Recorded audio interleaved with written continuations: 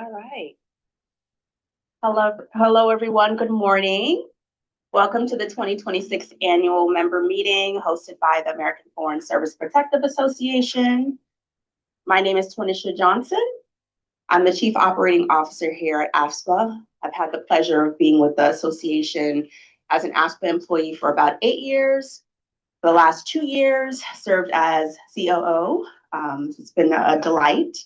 In my role, I have the privilege of directing the daily operations of the organization, to include providing strategic oversight of various functional areas for the association, including IT, and ensuring that your data, our member data, is safe and sound.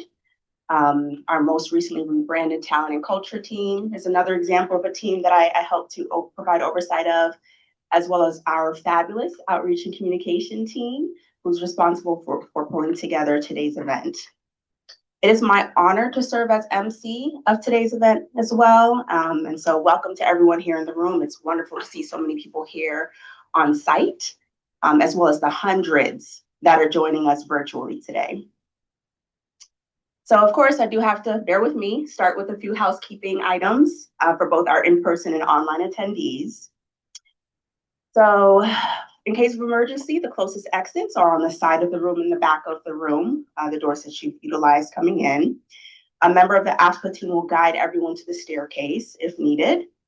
Everyone should have received a goodie bag. The goodie bags were on the chairs as you entered the room.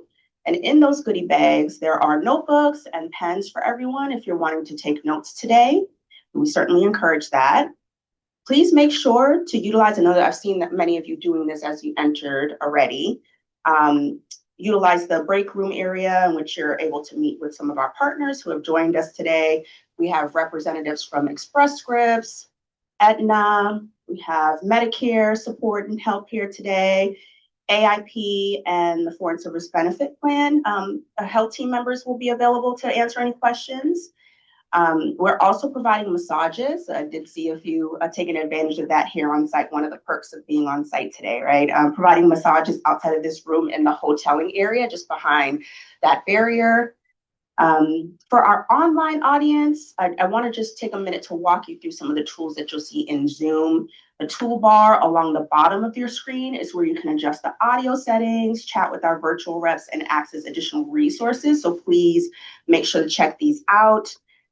In the resources section, you'll be able to find a copy of today's presentation and other helpful documents. During the break, you also will have an opportunity to attend breakout rooms where you can ask questions to any of our partners or reps who are in attendance today. So that's for our online attendees. During today's program, we will have a break following the end of the FSBP presentation. And then at the conclusion of the meeting, you'll be able to ask additional questions of folks who are here representing the various agencies. And we'll also ask you to complete a survey about the event. As you know, we take your feedback very seriously, and we'll utilize that to improve these events moving forward. So with that, got that out of the way. It's my pleasure to introduce the chairwoman of the AFSPA board for opening remarks. It is a delight to welcome Ambassador Perez, who is a retired career member of the U.S. Foreign Service with more than 3 decades of distinguished service representing the United States around the world. She has served as the U.S. Ambassador to Chile and most recently as Director General of the U.S. Foreign Service, where she oversaw the recruitment, development, and support of America's diplomatic workforce. I'm deeply grateful for her leadership and counsel. Her guidance certainly makes me stronger as a leader as well. So thank you for being here and for your counsel. So please join me in welcoming Ambassador Carol Perez.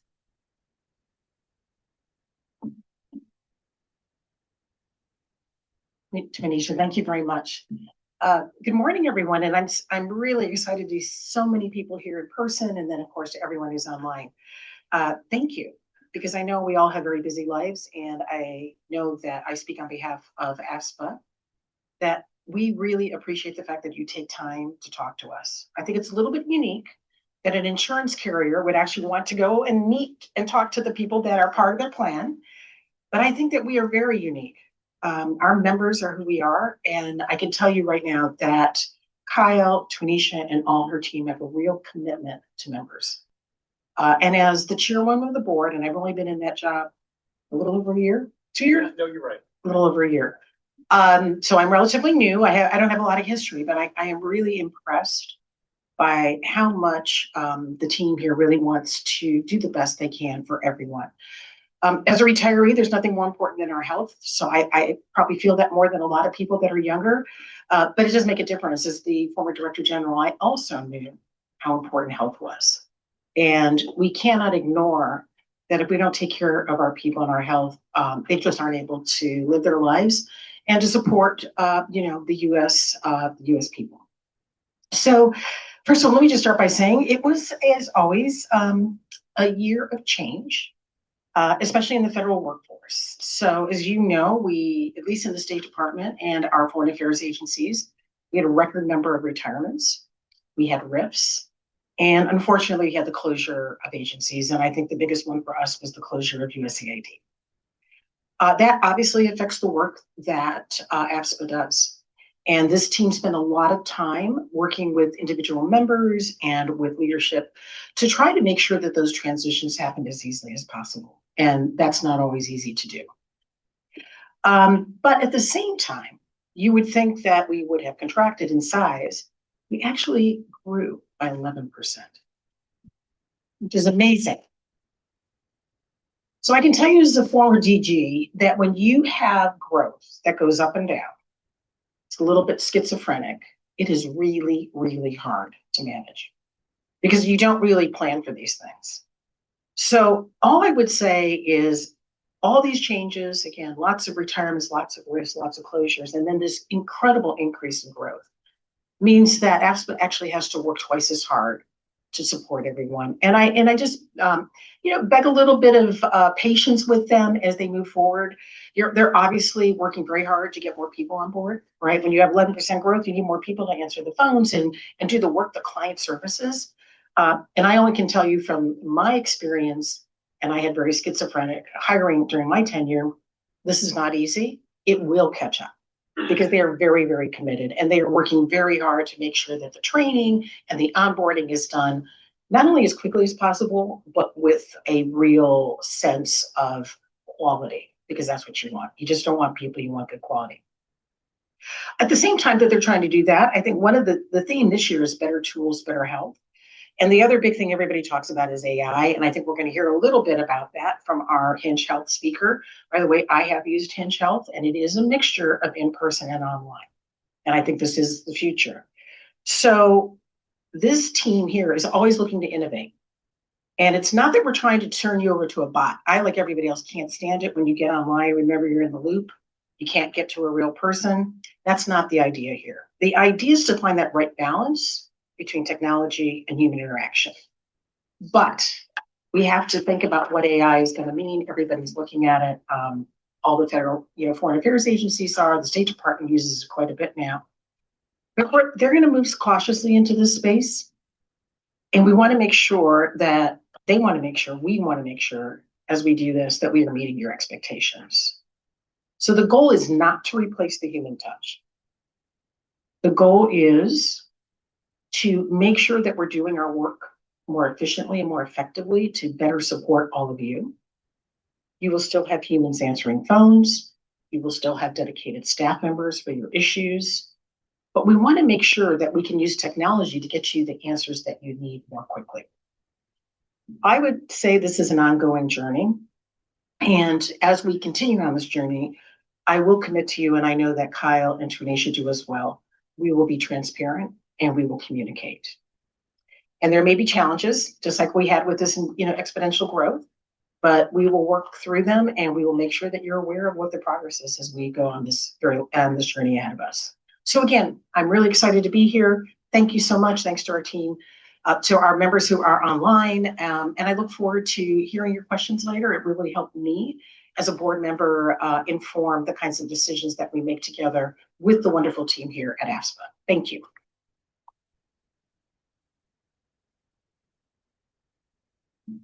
Thank you so much, Ambassador Perez, and for your wonderful remarks and really setting the stage for our conversation today. Now I'd like to walk us through the program for today, so you all know what to expect. We'll begin with an AFSPA presentation and Q&A hosted by our CEO, Kyle Longton.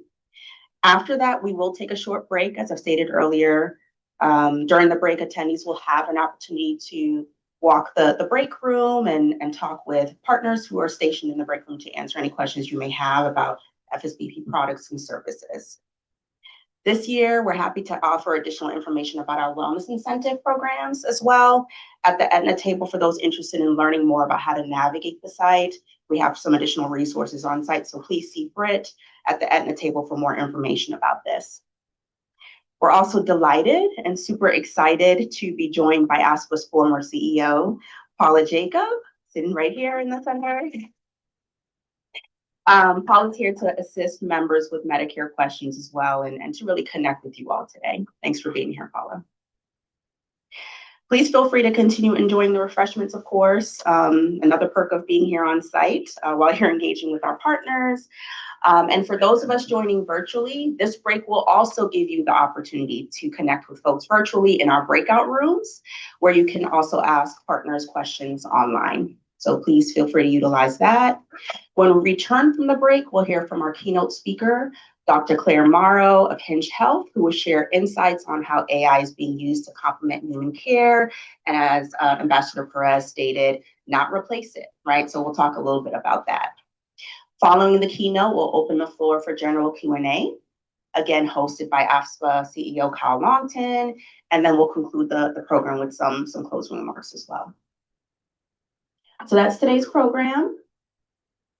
And with that, I'd like to transition to introducing you to Kyle Longton, Chief Executive Officer and Executive Vice President of the American Foreign Service Protective Association. In this role, Kyle provides strategic leadership for the organization and oversees the FSBP, which serves members around the world, as you know. In addition to that, he also manages AFSPA's ancillary insurance programs, including dental. We have critical illness coverage, a number of other professional service partnerships. And in addition to this role as CEO, Kyle serves as the Executive Director of the Senior Living Foundation of the American Foreign Service, which supports the Foreign Service retiree community through educational initiatives and grants for seniors. Kyle brings more than a decade of experience in the federal benefit space and has spoken at events hosted by organizations including Department of State, the Conference Board, and Hinge Health as well. He is a strong advocate for expanding access to innovative healthcare and virtual solutions for federal employees and their families worldwide, and he'll talk a little bit about that today, what's happening in that space. He holds a degree from Center College and GW University, and is both a certified association executive and a registered employee benefits consultant. Please help me join Mr. Kyle Longton.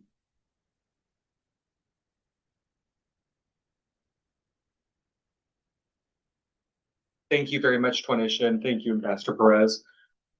I look forward to this event every year, to getting to see old friends, to getting to hear from members about what's important to you, what's working, what's not working, what we could be doing better in the future. My very first annual meeting like this was in 2014. In person only in those days. We had 2 people show up, I think, at the PAHO building. This is better. This is better. It makes us better at what we do and hopefully makes us better for you all. So I am delighted to see all of you here. I also want to say a special welcome to Chuck McCarter, one of our other board members who is with us, actually our board secretary. Thank you for being here, for your leadership as well. Before I get into my presentation today, I just want to take a moment to recognize that we have thousands of colleagues who are in difficult situations right now across the Middle East. We've heard from some this morning. We are putting in place emergency measures to serve them, to support them, whether they are staying in place, whether they are coming back in evacuation, or if their family members are. We will be continuing to update the news page of our website with the most up-to-date information. But please, if you need something, especially if you're back in the States without much notice, please contact us. We will be happy to do all we can for you. not only here at AFSPA, but across our partners at Aetna and Express Scripts. So let's get into some statistics. We share these numbers every year. We've never shared numbers quite like this. So we processed over 7,000 transactions this year. That's new enrollments. That's people changing from self+1 to family. And that's also a handful of people who left the plan. But this resulted in 5,500 new enrollees in the Foreign Service Benefit Plan. And as of the end of last month, almost 53,000 enrollees, 125,000 plus lives. As Ambassador Perez said, this represents more than 11% growth. Now, last year, were more records. You're going to get tired of hearing me talk about records, but we handled almost 110,000 member calls throughout 2025. Average speed of answer was 10 seconds. That's to your first human contact. Now, I recognize that some of you waited longer. Some of you maybe a little bit shorter than that. It's hard to beat the 10 seconds. And we also had almost 66,000 emails that came in last year. We have, over the last 5 years, seen double-digit increases, really more than 20% per year increase in emails. And so our response time has slowed down somewhat. It was about 8.5 business days last year. It did slow down toward the end as we saw more inquiries coming in throughout open season. Our goal continues to be to provide excellent service. If you've contacted us in the last 2 months, you would probably not describe the service you're receiving, at least the timeliness of the service, as excellent. I will note that we saw in January and February of this year, compared to January and February of last year, we saw a 63% increase in the number of calls coming in, just for FSBP. In fact, in January alone of this year, we received as many calls as we did in January and February combined last year. I appreciate your insights, Ambassador Perez, about we were not expecting 11% growth. We were prepared for moderate growth. We're glad to have all the new members. We're glad to have our continuing members. We are in the process. We have 15 people. We have hired our largest training class ever who are in training. We want to make sure that they're ready to serve you. We want to make sure they've got the tools, they've got the resources, the knowledge, so that when they start answering emails, answering phone calls, because we're going to be able to increase staffing across the board on the Foreign Service Benefit Plan, we want to make sure that they are ready. So we will start to see them coming on board, they're already in training. They should start answering calls, answering emails, and so forth in the next 2 months, probably mid-April, when we'll start to see that difference. But we've already seen a decrease in the number of calls. We had an average in some days of about 1,500 calls in early January. We're back down to between 500 and 600. So hopefully, if you're contacting us now, you're seeing a quicker response. Somebody's picking up the phone sooner, and that quality continues in the information that you're receiving and the support you're receiving. Last year, our claims volume exceeded $870 million. This represented almost 2.3 million claims. This was a 45% increase in the total paid and a 31% increase in the number of claims submitted. 67% of those claims came in electronically. Now, that's not, for those of you who have uploaded claims to our member portal, that's not counted there. These are electronic claims that your doctor submits to the plan administrator electronically. A lot of those can be handled fairly quickly. We've got the system, we've trained the system to process those, as has been the case. But claims that you upload through our member portal, and every single overseas claim, as well as every single massage claim, no matter how it comes to us, a number of other claims, has to be touched by a human being. There's no way around it, especially the foreign claims. And even with that, even with that human touch, we've got a great team who does that. Almost 99% of claims were processed accurately. 99.4% were processed within 30 calendar days, and just shy of 99% of overseas claims were processed within 30 calendar days. So our commitment to our members across the board, wherever you are, wherever you're receiving service, remains the same as it always has. Those were the medical claims. On the prescription side, we saw 1.25, almost 1.26 million prescriptions filled just under the high option last year. $150 million paid by the plan, or about 92.3% of the total prescription costs were borne by the plan. Members made up the difference for the rest. This also represents a almost 17% increase in the total prescriptions. And I will note that in 2024, the plan paid less than 92%, about 91.9% of the cost of prescriptions. So we continue to see this increase. One of the reasons we made some changes to prescription benefits that we'll talk about in just a moment, why those changes were made this year. We saw about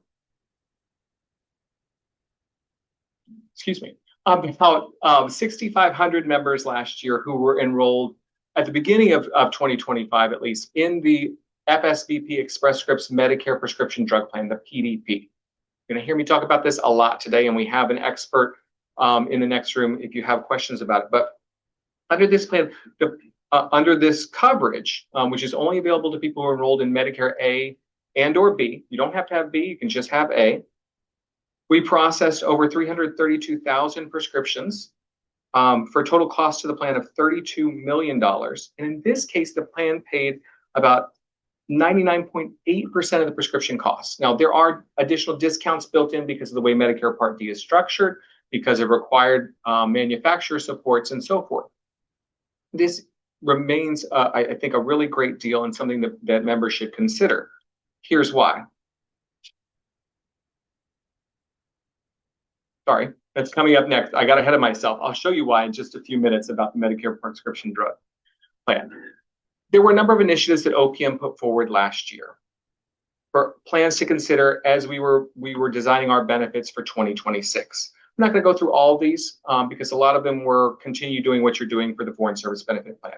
There was a focus for all plans to ease the administrative burden, continue their focus on preventive care, re-examine and make some changes to fertility benefits, and continue to examine mental health network adequacy. All initiatives that we have been undertaking for years and in some cases decades. For instance, the requirement that plans allow members to submit claims online, we have had that for 20 years at this point. Some plans fought against this and making this change. We were already there.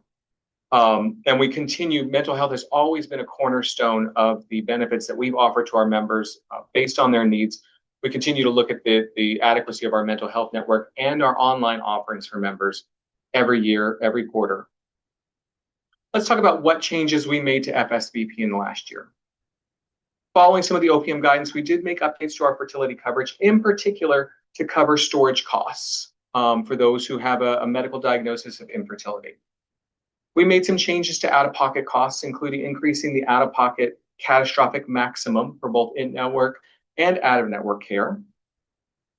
We redesigned our benefits for retail or walk-in clinics, something like the Little Clinic or the CVS Minute clinics. They were previously covered at a flat dollar copay. The care that people receive in this setting has changed over the years. And so we've changed our benefit to match other outpatient care. So it is subject now to the calendar year deductible, and members are responsible for a co-insurance based on the network status of the provider. So do look at that if you're planning to go to a retail clinic, again, whether it's a CVS Minute clinic or another setting, and check the network status there.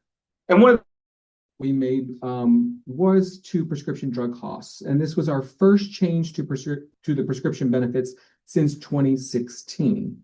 Now, I do want to note the changes were only to the high option benefits. There were no changes to the Medicare Advantage plan or to the Medicare PDP. Now, here's what we're talking about. I got ahead of myself a little bit. So these are the changes that we made for the high option benefits. You can see in the middle column, these are the member responsibilities for supplies up to 30 days. And on the far right column are the maintenance medication cost shares for up to a 90-day supply. We did make changes to all 6 tiers, the members' out-of-pocket responsibility, and we did cap the out-of-pocket responsibility because we moved in some cases from a flat dollar copay to a co-insurance percentage. As I said, this was our first change in 10 years. In some cases, this was a bigger change than you may have seen in other plans. It was a bigger change than, again, we've made in a decade. And I am hoping, I cannot guarantee that, I'm hoping to keep this as it is for a number of years. Our goal was not to nickel and dime and make slight changes over the course of 5 years so that your benefits sort of always a moving target. but to put something in place so that members are clear about it and can depend on it for a number of years. But I also understand that these were some big changes for people, and people were not prepared for it, may have missed it during open season, and are finding surprises when they go to the pharmacy. I will note once again, for those who are enrolled in Medicare A and or B, you have another option, and it is cost-saving option, the Medicare PDP. So this is just a quick glance, and we can talk more about this during the question time or during the breaks, of the out-of-pocket costs. In the center for the high option for maintenance drugs up to 90 days, and on the right side, the right column, the PDP out-of-pocket costs. You can see a stark difference in some of these categories. I will also note that with the PDP, some of what the plan pays, and it varies from drug to drug depending on the actual retail cost of the drug, but some of what the plan pays toward the prescription coverage actually counts towards your out-of-pocket maximum. And your out-of-pocket maximum is capped at $2,000 per calendar year. So you're never going to pay more than $2,000 for your prescription drugs. Now, we first introduced this program in 2024. We heard from our membership that people were not necessarily fond of the auto-enrollment that we used at that time. Fair enough. We heard you, we made changes. It is an opt-in program now. So I encourage you, if you're someone who is on a brand name drug or specialty drug, take a look. Go to AFSPA.org/PDP. You can price the drug there and see what you would be paying out of pocket versus your high option coverage if you're not enrolled in the PDP. Do note that if you fall into a higher income bracket, you may be responsible for the Part D income related monthly adjustment amount, or IRMA. Talk about that a little bit later in the presentation. I'll show you exactly what those numbers are. But for some people, even if you're just on one brand name drug, or certainly if you're on a specialty drug, what you're paying in IRMA in certain categories could still result in savings because of the out-of-pocket savings under the PDP. Okay, so it's going to be a different calculation for everybody, but I'll give you some of those numbers a little bit later. I also want to note that there's a wider network of pharmacies under the PDP.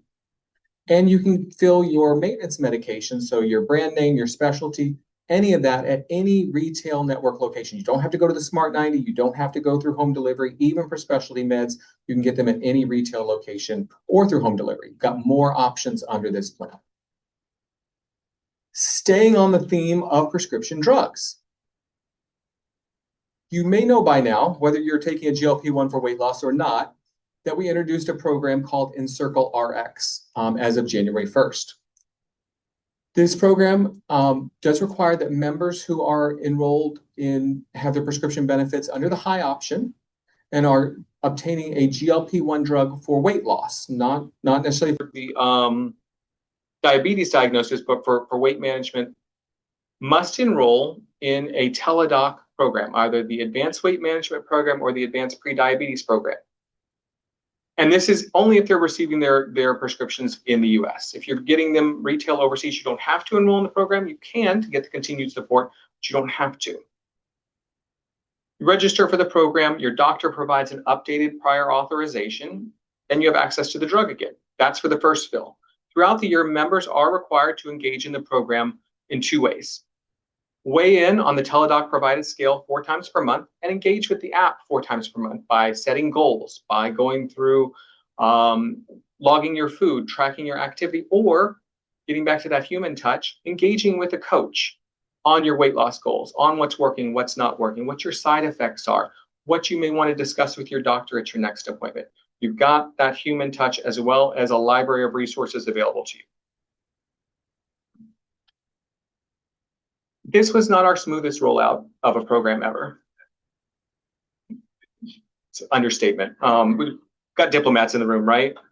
Okay, I hope that was a good way to describe it. So we launched this on January 1st for all members with a high option prescription coverage, including those who were joining the plan as a result of open season. There were some back-end issues, and they led to front-end challenges, including members facing delays in obtaining their medication. So we did suspend the program for a time. Fixes were put in place. We monitored it for once those fixes were in place, and we just this past Sunday relaunched the program. And I got an update This morning, over 2,500 members have already enrolled in the program, are utilizing it, getting the support they need, because that's the whole goal of this program. We saw that members who were taking these GLP-1s, there was a discontinuation rate of over 30% at the 1 year mark. So people were taking the drugs, experiencing interactions, or maybe they weren't seeing immediate results. These drugs can take up to 18 months for their full effect when it comes to weight loss. And we're stopping them. They were stopping the medication, and sometimes they just didn't have the support they needed.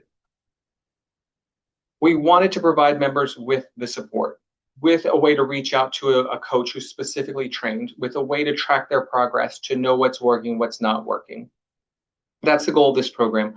And we are, as I said, seeing about 2,500 members who are already enrolled, more to come. I look forward to updating you on the progress with this program throughout this year and at next year's meeting when we've got a full year of data.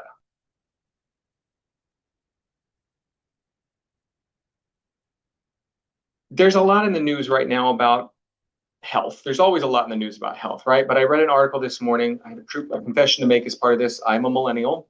We are aging.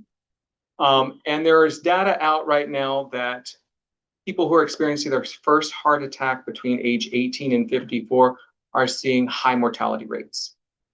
And it's increased compared to past generations. There is data coming out for the American Heart Association that by 2050, it's estimated that 59% of all adult women have hypertension. That's an increase from 49% in 2020. So if you are watching this and you think that taking care of yourself or focusing on your health is something to do later, I want to encourage you to start now. Ambassador Perez outlined some of the ways in which it was a difficult year. Many of you experienced that personally as part of the federal workforce or from former colleagues who you heard from.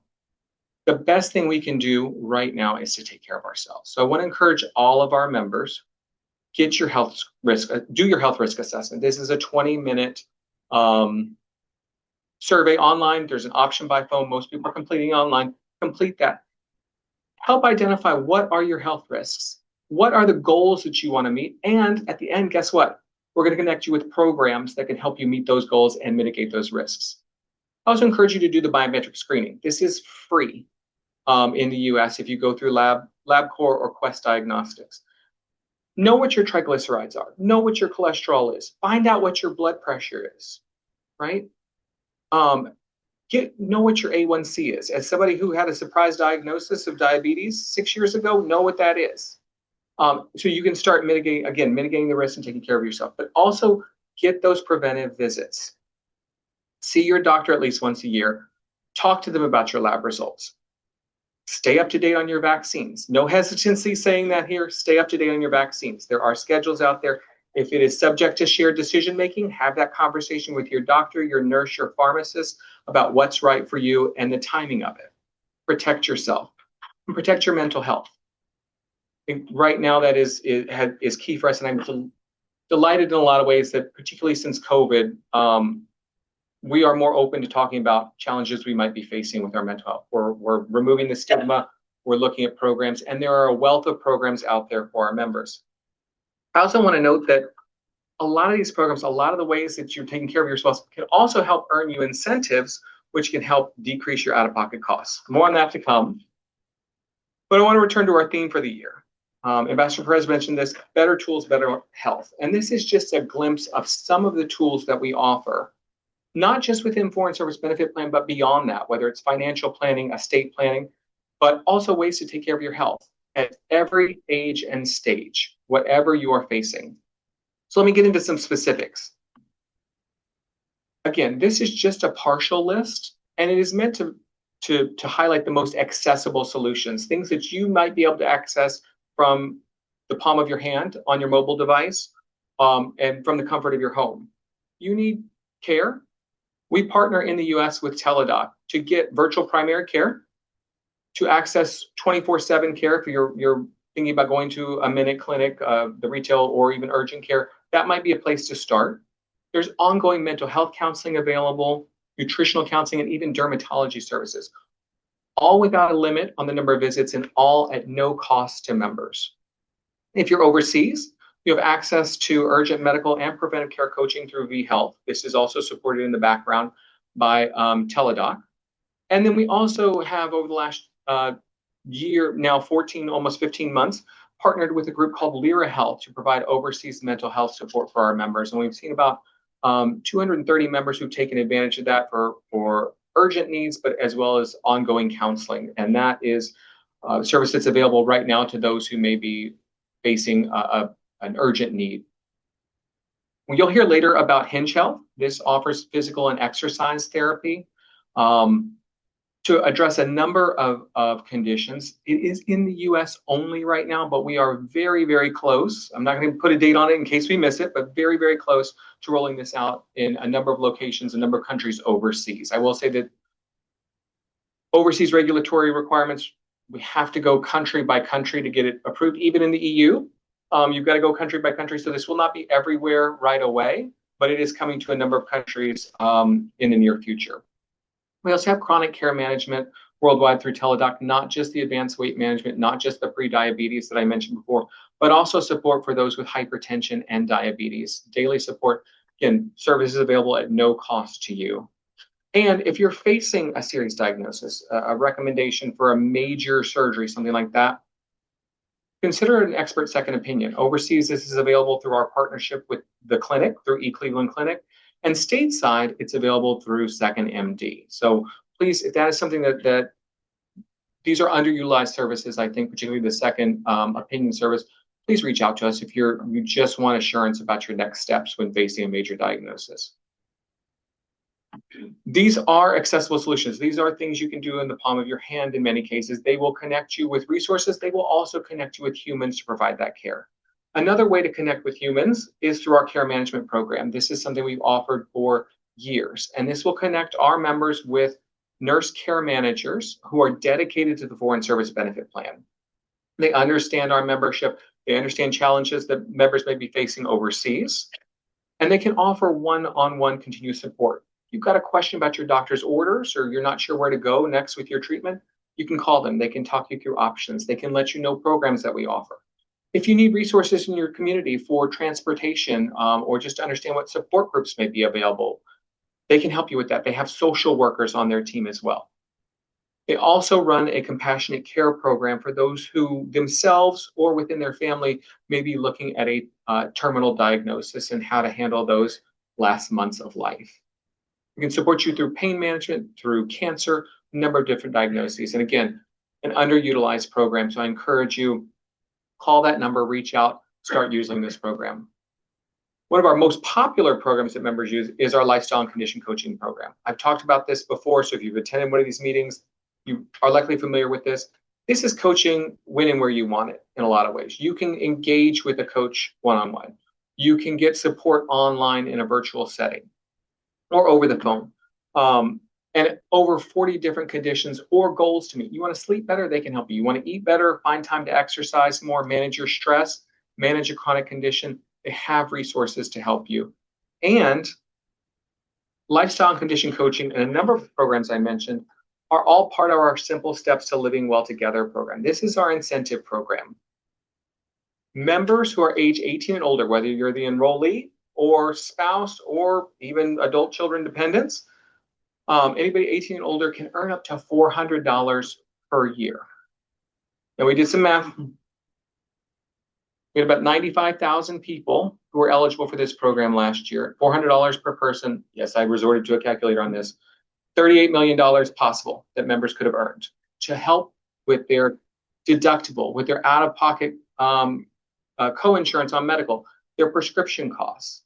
Does anybody want to guess here in the room how much, or put it on the chat if you want, how much our members actually earned in incentives last year? 38 million possible. Less than what? Less than 1. All right, I appreciate that. She lowballed. Less than 1 million. I'm glad to do better than that with the reality. Thank you. 8 million. 8 million earned. And that's about 21% of what was available. So it could be worse, but it absolutely could be better. So if you were somebody who is concerned about prescription drug costs, if you're concerned about, you know what, I'm seeing doctors more often than I used to, I'm having more out-of-pocket costs for the co-insurance, et cetera, make use of this program. Submit evidence of your flu shot, your COVID-19 shot. Submit information about how many steps you're taking. Do the fitness tracking. Do the health risk assessment. That's $75 right away. Even if you did it last year, do it again. The opportunities reset every year. The money doesn't. So if you didn't spend all of your money last year in the incentive account, it rolled over without limit into 2026. And it will continue to do so without limit. So if you don't use it all this year, use it next year. If you're someone who has Medicare A and B, and you're thinking, I don't have a lot of out-of-pocket costs, you can use it for prescription costs, but you can also use it for dental and vision costs. We have a form on the website.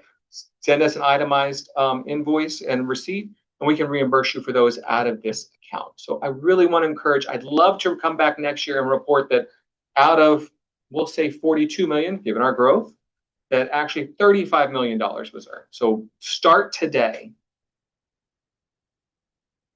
Before I move on from FSBP, I just want to note a couple of important tidbits, and these have not changed in recent years, but I like to emphasize them because they can catch us by surprise sometimes. The first is prior authorization. This is required for a number of drugs, both specialty and non-specialty. And this is basically your doctor needing to submit some additional information to Express Scripts, typically on behalf of the plan, help us confirm that we cover the drug, that it's the right drug at the right time, the right dosage, et cetera. That often needs to be renewed at least annually, sometimes more often depending on the drug and depending on your condition. And Express Scripts does reach out to providers when those prior authorizations expire to avoid any gap or delay in care. I also want to say, if you want someone to be able to talk to us, Foreign Service Benefit Plan, AFSPA, about your care, about your claims, we can only do that if you've told us that. We've got to have a HIPAA authorization form on file that lets us know that you want us to talk to whoever it is. Otherwise, there's very limited information we can give someone if they call on you. If you have a power of attorney, I went through this in my own family recently. If you've got a power of attorney, submit that. The HIPAA authorization typically has to be renewed annually. Power of attorney does not. It only expires when you tell us it's no longer in force. So please keep that in mind. We want to do our best for you.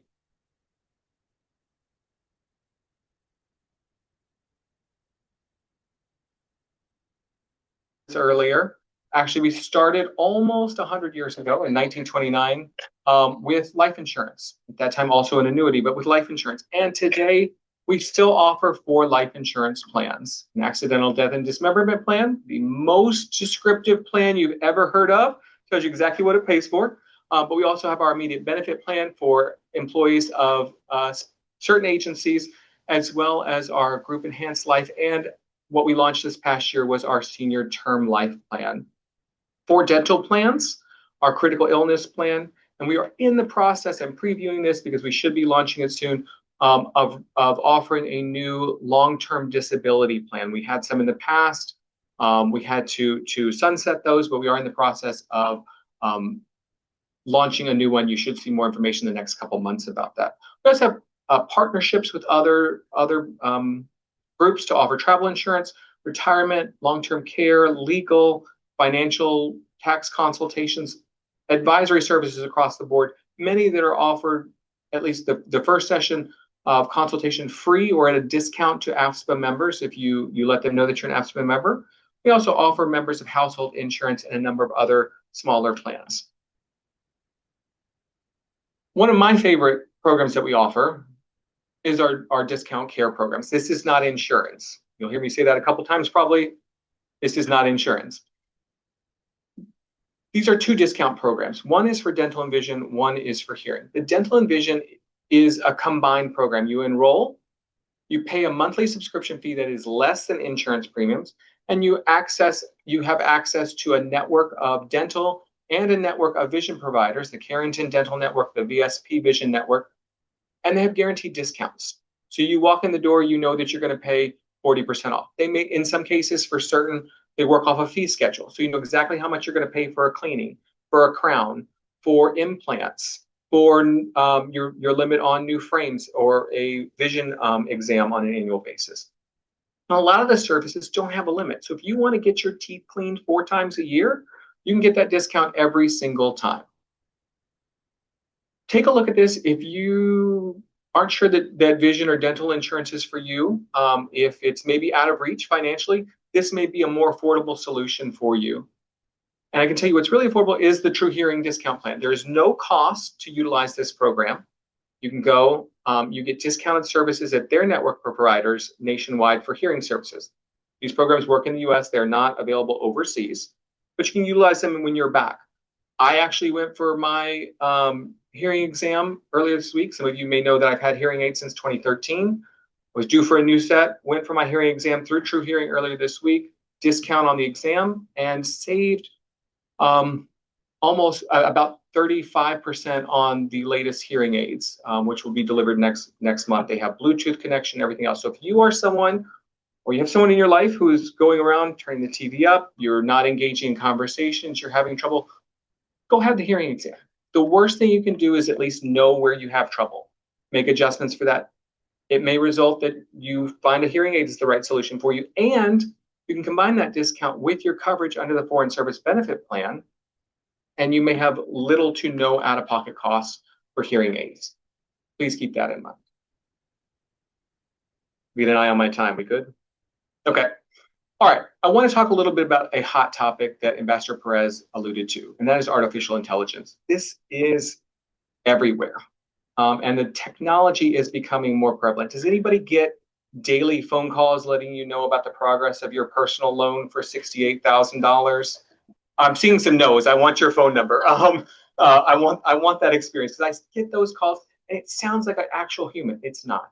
I got the calls throughout Medicare open enrollment period in the last quarter of last year, letting me know about my options for Medicare, and I may be leaving money on the table. I'm not eligible for Medicare. Not yet. These sound like humans. They can respond to your voice. Different levels depending on who's contacting you, but this is everywhere. You see it in Google results, right? You go, the first part that you get are the Gemini results. And then you get the typical results into that. You see it in social media in terms of the ads you might be getting. You see it, as Ambassador Perez mentioned, in government programs. How many of us knew about the company Anthropic a month ago? Right? Okay. So headlines now, daily in some cases.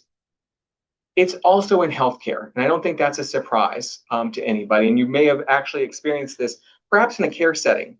There are models that are being trained to read pathology, to read radiology. They are still supposed to be reviewed by a human. They're supposed to surface results for humans. In many cases, they may find evidence of a concern that might be missed by a human, and they can certainly do it faster, but still requires a human's touch. I've gone to my doctor, and when I make my appointment online, I'm now checking a box or not checking a box to authorize them to use a AI transcribing tool when I go in, so that they can take, so that how many of you go to a doctor and they're like this the whole time? They're typing their computer, getting all the results. They can use these tools to be in theory, more focused on the patient while the notes are being taken in the background. Any fans of The Pit, the show on HBO? All right, so there was an episode recently where they were using an AI transcribing tool, and it somehow gave a patient an appendectomy, I think a history of an appendectomy, and recommended some tests that would not be appropriate for that patient, right? It still has to be reviewed by a human. These are not perfect. We're not replacing humans yet. Hopefully not. Here, we're certainly not doing that. And also, you see patients using this to self-diagnose. There's another show, St. Dennis Medical, if anybody's seen that, and the patient's sitting there typing in everything the doctor says and getting AI results about, well, it could be this, it could be that. Maybe you should try this test. Maybe you should try that. It is everywhere. It's for our focus today, it's definitely in healthcare. It's on the customer service side too, right? We have never had an interactive voice recognition or an IVR system at AFSPA. I'm guessing you may have run into it somewhere else where you call, please type in your ID number. Please type in your group number. Please press 1, press 2, etc. We have a little bit of that to route your call properly, but we're not asking for your ID number. We're not trying to do a voice recognition to solve your problem. It's not, it used to be you could, if you got fed up, you could say certain words and it would automatically route you to a human. They learned that trick, right? But you may be doing scheduling tools online or over the phone that are run by AI, whether you realize it or not. And there are also navigation tools, and we'll hear more about this from Claire during our keynote a little bit later. One of the other things that we've seen in a lot of settings and it's starting to come into healthcare are chatbots. The goal of this, in many cases, is to improve the customer experience with more accurate responses and less time required by the member. That is certainly our goal as we are launching our own member-facing chatbot. This is an option. I want to stress this. This is going to be an option for members. No way do you have to go through this before you can talk to a human. We have tested this with our staff for months. Every time I use it, I try to break it. I had to be honest with you. That is my goal. It's my John Henry mentality to get in there. Can I do better than the machine? It can answer basic questions. We had someone contact us from, let's say, Australia last month, or last week, actually. He had sent in an email. Our email response time is a little slower than it used to be. So when he didn't get that, he called. Now, obviously, there's a time difference, so he's staying up or getting up early. Called, was on hold. He somehow got through to my office, and my colleague answered and heard his question, and it was, I'm going to have surgery here in Australia. Do I need to get prior approval for that surgery? The answer is no. We don't require prior approval for services overseas except in very limited circumstances. He could have typed that into the chat bot and got an answer like that. Not having to wait for an email, not having to wait for a call, not staying up late, not getting a call back from us the next day at 5 a.m. to try to reach him at a time. I'm sorry? How does one know the chatbot is correct? I promise, I did not plant you here, did I? The second time you're setting me up perfectly. How do you know the chatbot is correct? The chatbot that will be hosted on our website, which we are calling ARI, A-R-I, I just got what that means. We just had, which is AFSPA resource information, is only trained by us. It only has the information that we have given it. It is in a closed box, essentially. It is not going out and pulling information out of Facebook chats, out of people's Google reviews or anything like that. It is only has our brochure information, has our news items where we provided clarification, and in some cases may have been taught additional internal guidance that we've given it to provide better answers. It also is only any question that you ask it is staying within our virtual walls. It is not going to go out and train other virtual assistants, any other chat bots. It is staying within AFSPA's walls on this. Again, it is not meant to replace the personalized service. It's also not tied into our member database or our claims information or anything like that. So it is meant to answer benefit questions and provide some information about our ancillary programs as well. But you could not go in and say, what's the status of my claim from date of service, March 5th, 2026? We are not tying it in. We are not, we wanted to make this a support for the basic questions to enable, to free up our staff to do what they do best, which is to serve you in the best way that they can. So I just want to say this will be available 24/7. Again, you can type your question directly into a chat window, get immediate answers. And if for some reason the question can't be answered, you're unsatisfied with it, we'll also provide an off-ramp so that you can contact us either in writing or the phone, depending on the time of day, the best way to contact us. So we will. Question. The gentleman that called from Australia, how does he go about calling you so that it doesn't cost a significant amount of money? Do you have a WhatsApp phone number? Yeah, so how does someone overseas call us? A lot of people are using virtual phone numbers, so they can go in through whatever virtual line they may have that's still a US number and contact us. And that's typically what we see. So that we're not seeing people typically call us directly internationally. They're using eSIM cards in many cases or online numbers. So they're, yeah. So let me keep going, and I'll get to questions a little bit later. But I just want to stress that this is something that, again, will be available anytime. You'll see more information coming out about this in the weeks ahead, and we'll be rolling this out, testing it. Again, it will stay within AFSPA's walls, and it's only being trained by us. The questions you're asking are staying and helping us to improve the experience there. All right. I just want to mention, Ambassador Perez gave us a good overview of sort of what's happened and even what's coming. we are always watching what's coming. We are engaging with our partners. We're attending conferences to see what other groups, other federal plans, but also out in the commercial market, how they're innovating, how they're handling the challenges that are coming. We're doing our best to monitor the changes that are coming with the federal workforce, the changing mandates that are coming from the Office of Personnel Management, the increasing complexity of healthcare, and how we can incorporate those technological changes like the chatbot. There are treatments emerging. We actually had our first gene therapy case this past year in 2025. We may see more of those coming. There's innovations coming there. We also want to stay in front of our members with the latest information. If there are changes happening, if there are things that we're making adjustments to, we want to make sure that you know that and continue to balance your needs with the rising costs in the healthcare space. Just a few more slides I want to share with you. Twanisha mentioned the Senior Living Foundation earlier. This is our charitable arm. We have a number of different programs, a number of different ways to support both the retired and the active foreign service population. This newsletter is coming to those of you who've donated in the past. That'll be coming soon. Last year, we received over $2 million in donations through individual gifts and bequests. This was a record for us and will help us to provide for our community for years to come.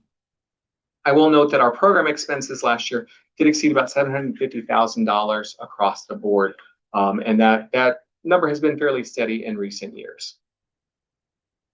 This year, we are launching a new education initiative within Senior Living Foundation, which we're calling Next Chapter Conversations, a quarterly compass. And this replaces our biennial Planning for Change seminar that some of you may have attended or at least been aware of in the past. Our goal here is to move a little bit more online. The past, our Planning for Change was a half-day, mostly in-person seminar, again, every 2 years. It had limited engagement. We're hoping to do a bit more this year with more information on our website, putting it out across our social media channels for both SLF and putting some information on the AFSPA side, and focusing on a theme each quarter. Healthy aging, caregiving, technology as we age. There's a whole center at Johns Hopkins devoted to that last topic, and to connect people with resources, whether it's a book list, videos, TED Talks, and at least one live webinar each quarter with an expert in the topic we're exploring. We're looking to launch this in the second quarter, so watch out for more information on that. We've got a preview coming in the SLF newsletter. I hope that everybody, whether you're an SLF donor, whether you're retired foreign service, active foreign service, or from one of our many other agencies, that you will engage in these programs in a way that benefits you and your family. I'm going to do a very quick Medicare overview now, and we'll have time for questions after this. There were not big changes in terms of coverage in Medicare in 2026. The premium did go up, so the standard monthly premium is $202.90. I'll show you the IRMA rates in just a moment. I do want to note for those of you who may be approaching Medicare eligibility age, or who may be considering in the future, it remains a personal decision. We are in the process of updating our podcasts and videos throughout this month. It is Medicare March. So look for that.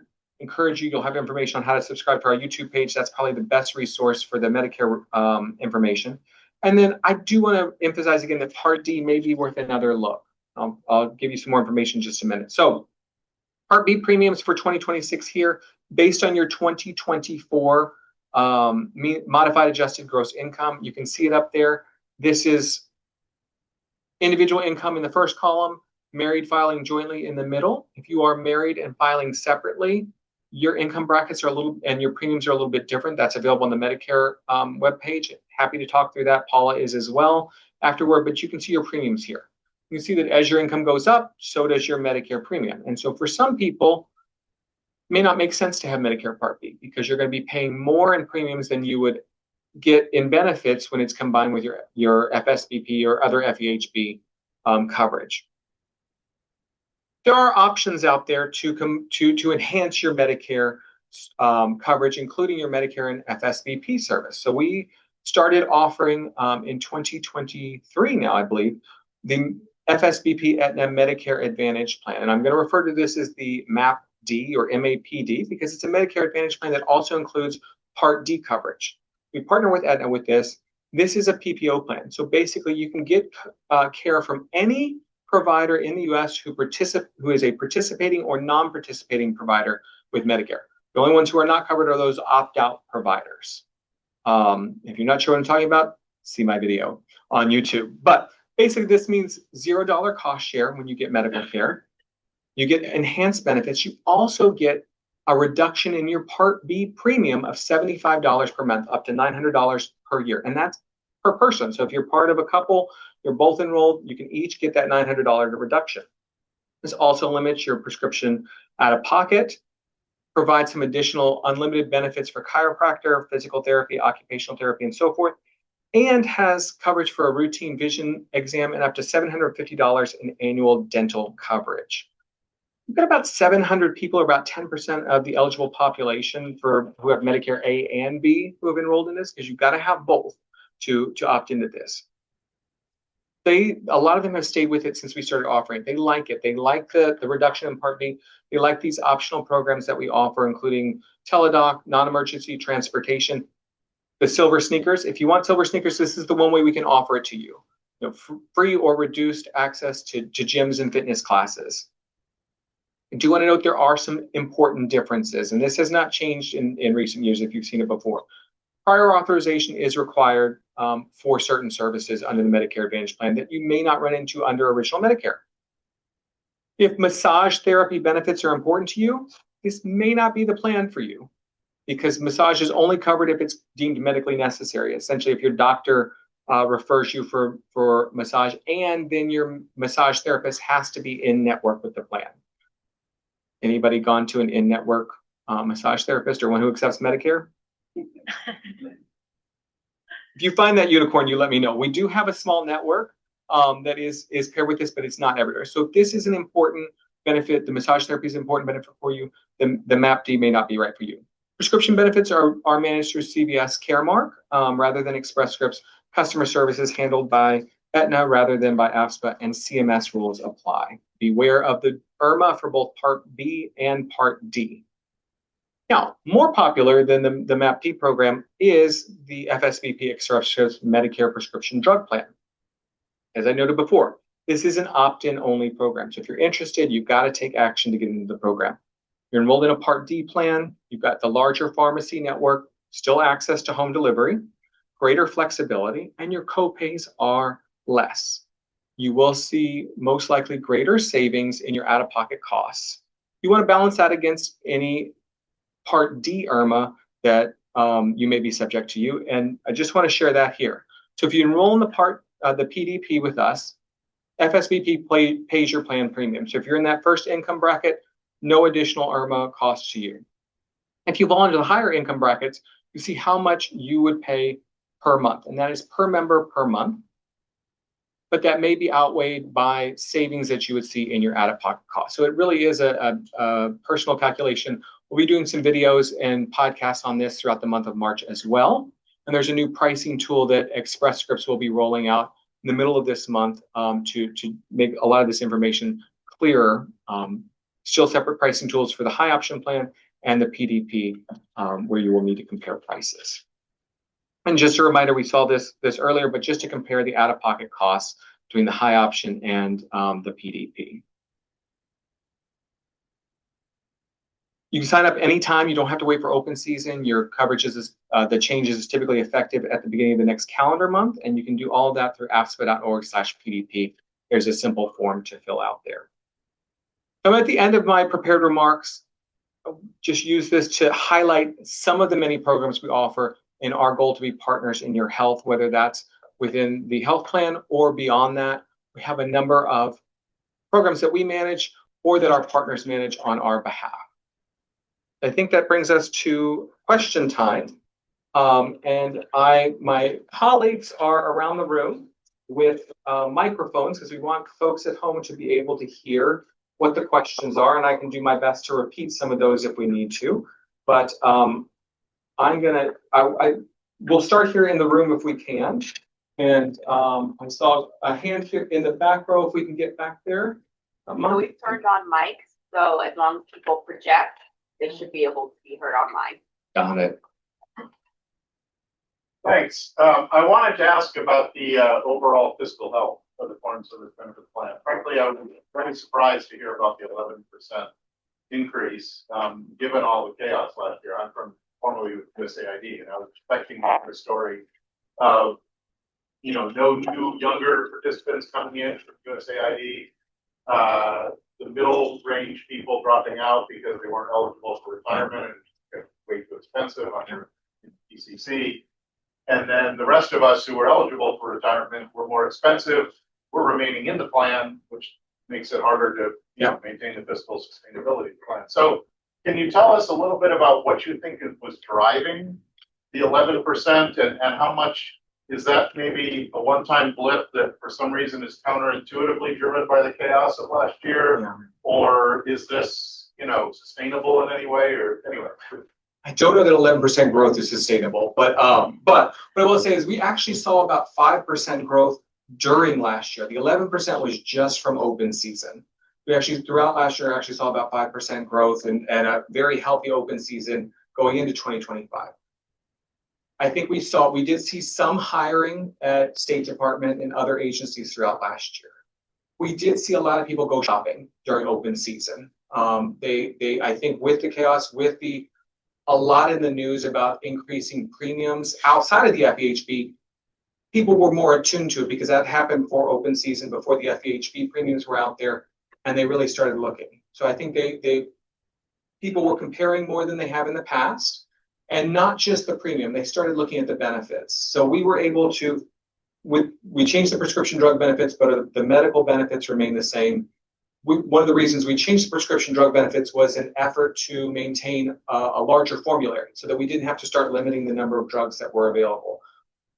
We were not totally unique, but some other plans in the federal program went different routes to try to control costs, whether it was increasing out-of-pocket costs on the medical side, limiting the formulary and so forth. So people really were looking more this year. And we've actually seen more than 200 new enrollees since open season, because I know in particular State Department is hiring again. We had a class of 100, they had a class of 150 in January. There's a class next week of 50 LNAs, and we're looking at a class of almost 200 in April. And not all of them come to us, but a lot of them do. And so I'm glad we've got 15 people in training to help service the growth we already have. In terms of our overall health, actually had a meeting on this yesterday. The plan is in a healthy position. We are fighting against the trends that all plans, whether commercial or FEHB, are fighting against, doing our best to manage that through support to our members, through cost controls, through continuing to negotiate with providers and drugging manufacturers and looking for innovative ways to meet those needs. So this is top of mind for us. This is not our only meeting on this, and we'll be looking at this as we prepare for open season and our rate filing. I will tell you, I have no idea what OPM is going to be looking at for plans to cover in 2027. They have not released that yet, or what their expectations are. So maybe early April we'll know, and we'll have to file our changes by the end of May. Thank you for that, but we are in good shape. Yes, ma'am. Okay, for two quick questions. Okay. For Plan D, prescription drug plan for medical Part D, you have to opt in. Once you opt in, do you have to re-enroll each year, or you're in? Well, that's a great question. So with the Medicare Part D plan, the PDP, once you enroll, you remain enrolled until you take action to opt out. Second question, teledoc visits continue to be free for unlimited visits. So if teledoc gives you a visit, you know you won't be charged. You should not, there should be no charge when you go to teledoc, whether it's for primary care, mental health, dermatology, 24/7 access. I believe as part of the registration, they may be requesting payment information if needed, but you will not be charged. Our benefit is 100% coverage, no limit on the number of visits. Right. So if they give you a visit, you can figure you're not going to be charged. Yes. We can talk more if that's not been your experience. Okay. Yes, sir. And then I want to get to some online if we've got any. Okay, so also two quick questions. One is, do you expect any different or any changes when it comes to the pricing for GLP-1 drugs? I'm saying that in reference to things like TrumpRx.gov Sure. and the manufacturers announcing some price initiatives, things like that. Yeah. So when it comes to GLP-1s, yes, the Novo Nordisk is looking at, they have announced a plan to cut the costs in 2027. They are offering discounts to the absolute retail price through the Trump RX program. Our benefit is still members are paying less out of pocket with our coverage than they would if they went and bought directly through Trump RX. We're also looking at ways to incorporate pricing that may be available through Trump RX that we don't have access to already. We're looking at ways to incorporate that. It does require some changes to the law to make that happen. We are watching that. But I do anticipate over time the cost of GLP-1s will come down. There's more competition on the market. There will be introduction. There's clinical trials going on right now for new versions of GLP-1s. And so I imagine what will become the legacy drugs, prices will start to come down. The other question had to do with, it's probably more of an Aetna issue as opposed to a foreign service benefit plan issue. Okay. I recently had to get a pre-authorization for an MRI. Okay. And the doctor I know was a little slow in getting it in. But the bottom line is I had an MRI appointment that I had to delay for at least 2 or 3 weeks. And this was frankly related to a possible cancer diagnosis. So there's a little urgency about this. On top of that, I don't know about anywhere else, but in this area, in this market, getting an MRI can be difficult because everyone else wants one. Yeah. And so I already had to cancel the one that took me a month to get the first appointment. That had to get canceled because the pre-op hadn't completed. I called as soon as I learned that it was going to be canceled if I didn't get the pre-authorization in time. I was told, we'll see about trying to elevate your request. No, they took the full 14 days or 15 days, whatever they say is there. Incidentally, I wrote an email to Foreign Service Benefit Plan about it. I got a response back saying, well, it can actually take as long as 30 days. That may explain the problem, but it doesn't explain the cause or what is going to be done because, you know, again, especially for whatever procedure is you're trying to get, you don't have a lot of flexibility, at least not in this area. Yep. And I understand. I'm going through prior authorization right now through my insurance. We started 6 months out for an MRI. So I appreciate that. I am sorry that your experience was what it was and that you had to reschedule the appointment. It can take, we do go through this. MRIs are required do require prior approval from the plan. The doctor gets that in, can take up to 15 days for that. Typically, that is the typical timeline. It can take longer. That is the typical timeline. Providers can give a call to the provider line to see about it. Look, this is an emergency. I'm sorry that when you contacted us, the response you received was unsatisfactory. I mean, it would be one thing if it wasn't so difficult to get an appointment. Yeah. But in this area, it is. Yeah. Okay. Thank you for sharing your experience. I want to turn to online if we have any questions there. Hello, can everyone hear me? All right, so we do have some questions online. One question is, how long does it normally take for a massage, chiropractic claim, or acupuncture claim to be reviewed? Oh, that's great. So timeline for a massage or one of our alternative benefit claims. So typically, because those are submitted and have to be manually handled, what we are seeing is that handling for stateside claims is taking about 14 days right now. Overseas claims are taking a little bit longer. We're seeing that come down. Typically, it can take up to 30 days, but we are typically seeing that turn around in 14 days if we have all the information. And I want to emphasize with massage claims, thank you, or any of the alternative benefits, but particularly with massage, this can be a challenge. We've got to have the provider's name, either their license number or their tax ID number, their address, the services provided, the date the service is provided, and how much it costs. Typically, you can also include evidence of payment. Don't just submit evidence of payment. Don't show me a cash register or a credit card receipt. We get a lot of those. That's not enough for us to pay the claim. So you can submit that. We have a special form within the member portal where you can submit massage claims so we can get all that information. Please make sure you've got all of that. We'll also note that we did clarify the benefit this year, 1 massage claim per day. We did have some people who were getting what appeared to be 1 massage and breaking it out to 4 different claims to get additional coverage. It's 1 massage per day. Thank you. Samuel has asked that, or he is a part of the Medicare Advantage plan with us, and he has asked, are all programs available to him in that, as in like Teladoc, Hinge Health? Oh, great question. So if he's enrolled in the Medicare Advantage plan, the programs that are available to him are only those offered through the Medicare Advantage. So that does not include at this time Hinge Health. It does include 24/7 care through Teladoc, but not necessarily Teladoc chronic care management programs. So there's a slightly more limited set of programs, but also some additional programs that aren't available to those covered by the high option. Gotcha. All right, and then we have a question, some Medicare questions. They have asked, are AFSPA insurance plans open to civil service federal employees, military retirees, question mark?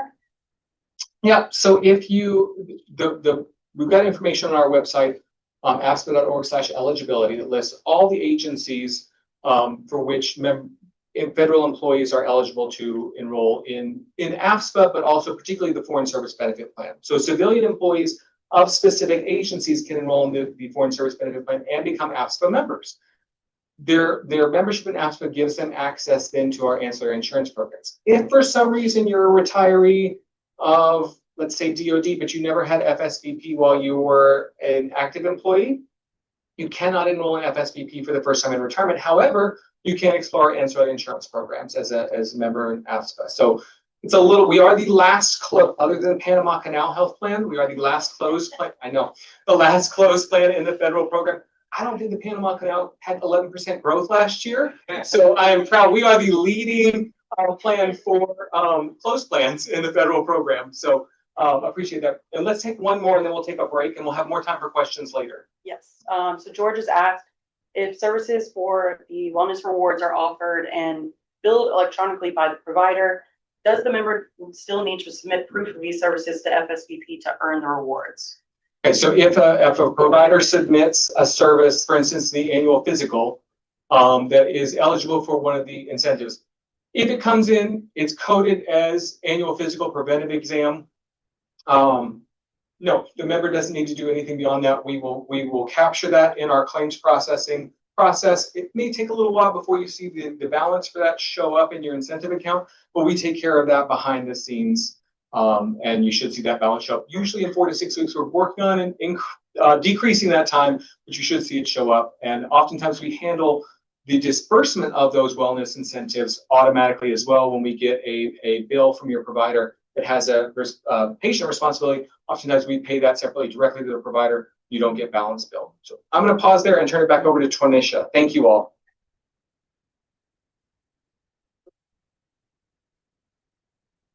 Thanks so much, Kyle, for your presentation. Very informative and for the engagement from the group.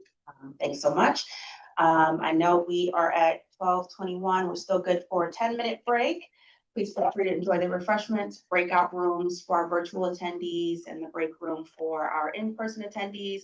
Just a quick reminder, I know you highlighted the simple steps, the wellness incentive program. So we do have additional support on site for folks wanting more information about how to navigate. Again, reach out to our Aetna colleagues at the Aetna table for more information about that. But thank you all. See you soon. Welcome back, everyone. I'd like to introduce our keynote speaker, Dr. Claire Morrow. Dr. Claire Morrow is a doctor of physical therapy and head of clinical consulting at Hinge Health. I'm also overhearing some conversations. I know we have a number of members who are participating in this program and are major fans of the Hinge Health offerings.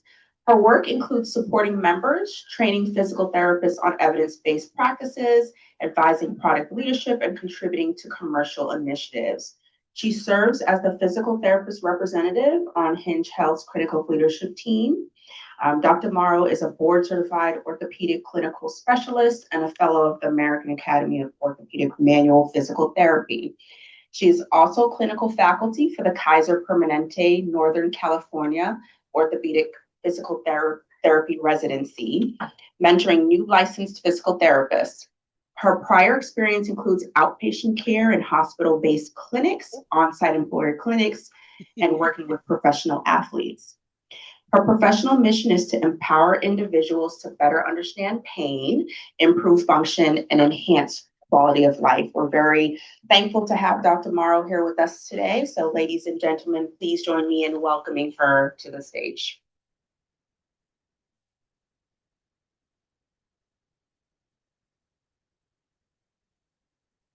Hi, everyone. Hopefully my water glass, no, I'll keep it down.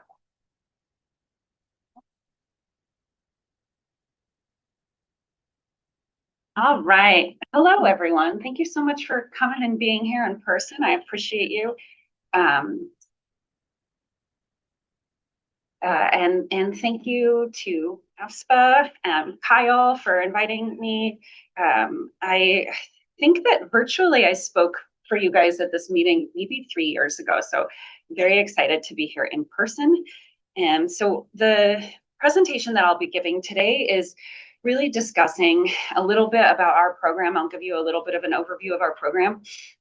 But one of the things that really fascinates me now is how we're using artificial intelligence in healthcare in general. And then I'll give you some specific examples of how we're incorporating that so that, sometimes these specific examples can make some of these principles be a little bit clearer when you're thinking about them. So there we go.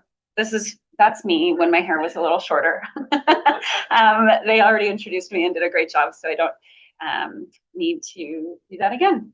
So here's our agenda. As I mentioned, we'll start with just telling you a little bit about the Hinge Health program. Then we'll tell you a little bit about our approach to AI, and that will include our specific approach, and then also helping you to think about just generally how AI is starting to be used in healthcare. We'll actually give you specific examples and applications about how we're using AI, and then we'll also share with you some next steps and some resources if you're interested in trying out our program so that you're able to sign up for that. So one of the reasons why I joined Hinge Health, and I've been at Hinge Health for almost 6 years, I started right when the pandemic started, completely by accident. But it ended up being, really fortuitous. When I started, we had 5 physical therapists, and we have over 170 PTs nationwide now. When I started, we had 250 employees, and we have 1,800 employees now. So we have grown quite a bit. It's been an amazing ride, and I'm really blessed to have the role that I have right now. So as the head of clinical consulting, I actually lead a team of clinical subject matter experts that work with our product teams as well as our commercial teams. We have a huge team of physical therapists that work one-on-one with our members and clinically manage our members' conditions. And I have the privilege of kind of leading the team of our subject matter experts who are not full-time managing members, but are full-time ensuring that the tools that we build are really best suited to support both our members and our care team while they're using our tools. And you'll see examples of that today. But really the reason why I joined is because I really thought that we needed to transform the way that pain was being treated. And I especially am very passionate and interested in how we manage individuals with chronic pain. When I started, we were just a program for chronic pain, and it was just low back, neck, knees, and shoulder, just chronic pain. It was mostly with a health coach. We didn't have physical therapy video visits, and now we have an extensive suite of technology and experiences that can support you while you're managing both chronic or acute pain conditions, meaning a recent injury or kind of a nagging pain that you've had for a long time. My job is to make sure that we're designing this program with evidence-based guidelines, really being informed by recent literature and research. And we really do now care for almost all body parts. So we have everything from your feet and ankles up to your neck. We're also developing right now a program to help with migraines. So we're even thinking about what more we can help with. And I'll get to this a little bit later, but we have a program as well for women's health. So here is, and I apologize to those of you in the room that the text is a little bit small. And so if you need your glasses, you can, or if you want to take a picture, we can also send these slides to you guys after today. So, we want to think about kind of a contrast between traditional PT and Hinge Health PT. And I in no way think that Hinge Health PT should replace in-person PT. I still go into the clinic, as was mentioned during my bio, and I mentor physical therapists who are still treating in person in the clinic, hands-on. So I really believe that there's a time and the place for that. But if you are somebody who has a busy schedule, if you're traveling quite a bit for work, which I know many of you are, if you're worried about paying a co-payment, for 2 times a week for 6 weeks, as is the case for most PT plans of care, then this is a great option to do either instead of physical therapy in person or in conjunction with physical therapy. And I meant to hint at this in the last slide, but coming soon, and Kyle can answer more questions about this, we are working on having a program that will be available to support you when you're not in the United States. So a global solution as well as our US-based solution. So here is our program. So today we now have, and again, amazing to see what we have since I joined. So you have the availability to schedule a video visit with a physical therapist or with a health coach. We have the Enzo that you can see in the picture. Oh, I switched it on my, there we go.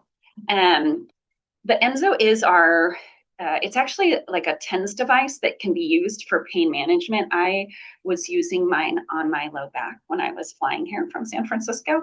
And the battery lasts for like 6 to 8 hours, so you can wear it for a long time. And it's really powerful at helping you to manage your pain. And we love this because it's non-addictive. It doesn't require surgery and no side effects. And it offers really powerful pain relief, not just while you're using it. One of the things that's different about our Enzo device is that you'll feel pain relief while you're using it. And unlike a sort of traditional TENS device that maybe some of you have tried, the pain continues to feel better after you're done using it. So it's not that the pain just comes back right after you're done with a session. We have guided exercise therapy sessions through the app. We actually will use the camera on your phone to scan how you move and give you some feedback on your exercises, and I'll explain that a little bit more later. My passion is education, especially about pain. And so one of the most powerful ways to kind of actually reduce your pain sensation and improve your function when you're going through pain is to learn about pain. I think that there's a lot of confusion. There's a lot of individuals that feel this sense of a loss of control with their pain. And so we have a really comprehensive program to help you understand your pain. And then in the app, you can also communicate with the physical therapist, not just in a video visit. There are also, you can send messages to your physical therapist, and you can even send messages to our new AI care team assistant, Robin, and I will talk to you about her later. I mentioned the Women's Pelvic Health program. So we launched this was probably 3 years ago that we put this into place. So we have a full program for women's pelvic floor conditions.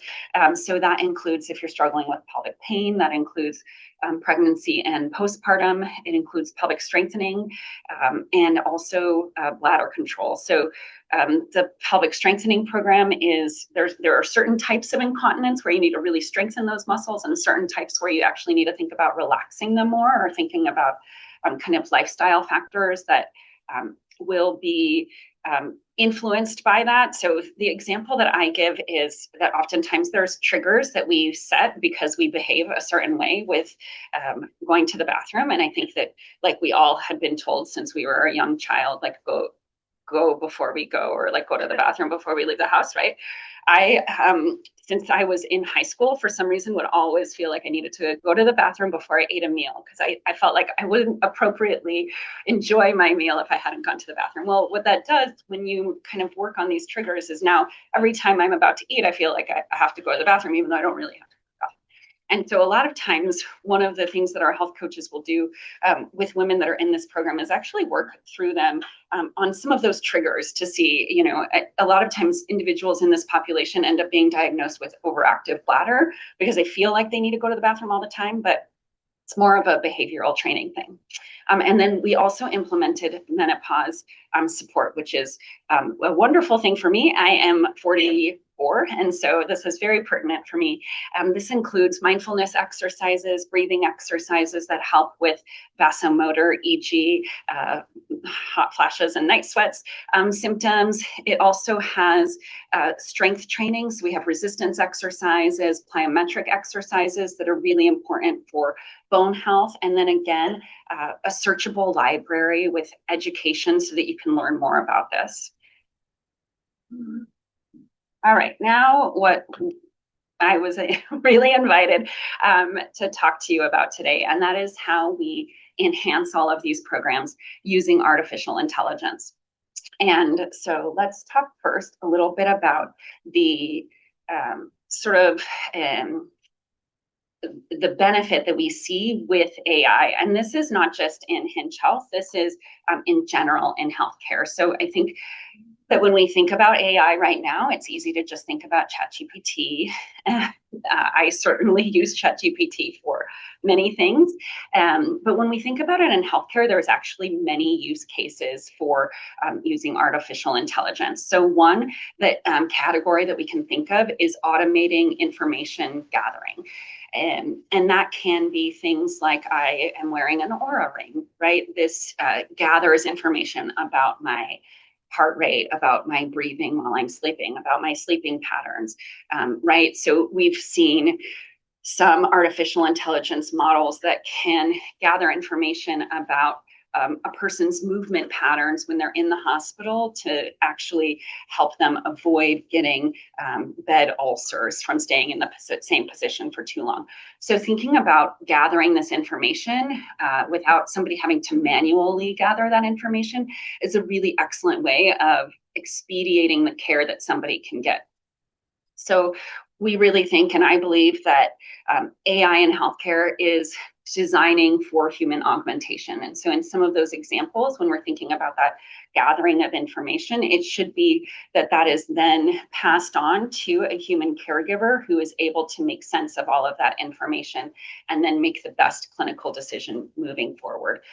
There's also clinical decision support tools that are built out where we can go one step further. We automate this information gathering, then the system based on a model using data from thousands or millions of other specific or similar patterns can actually make recommendations to that care plan.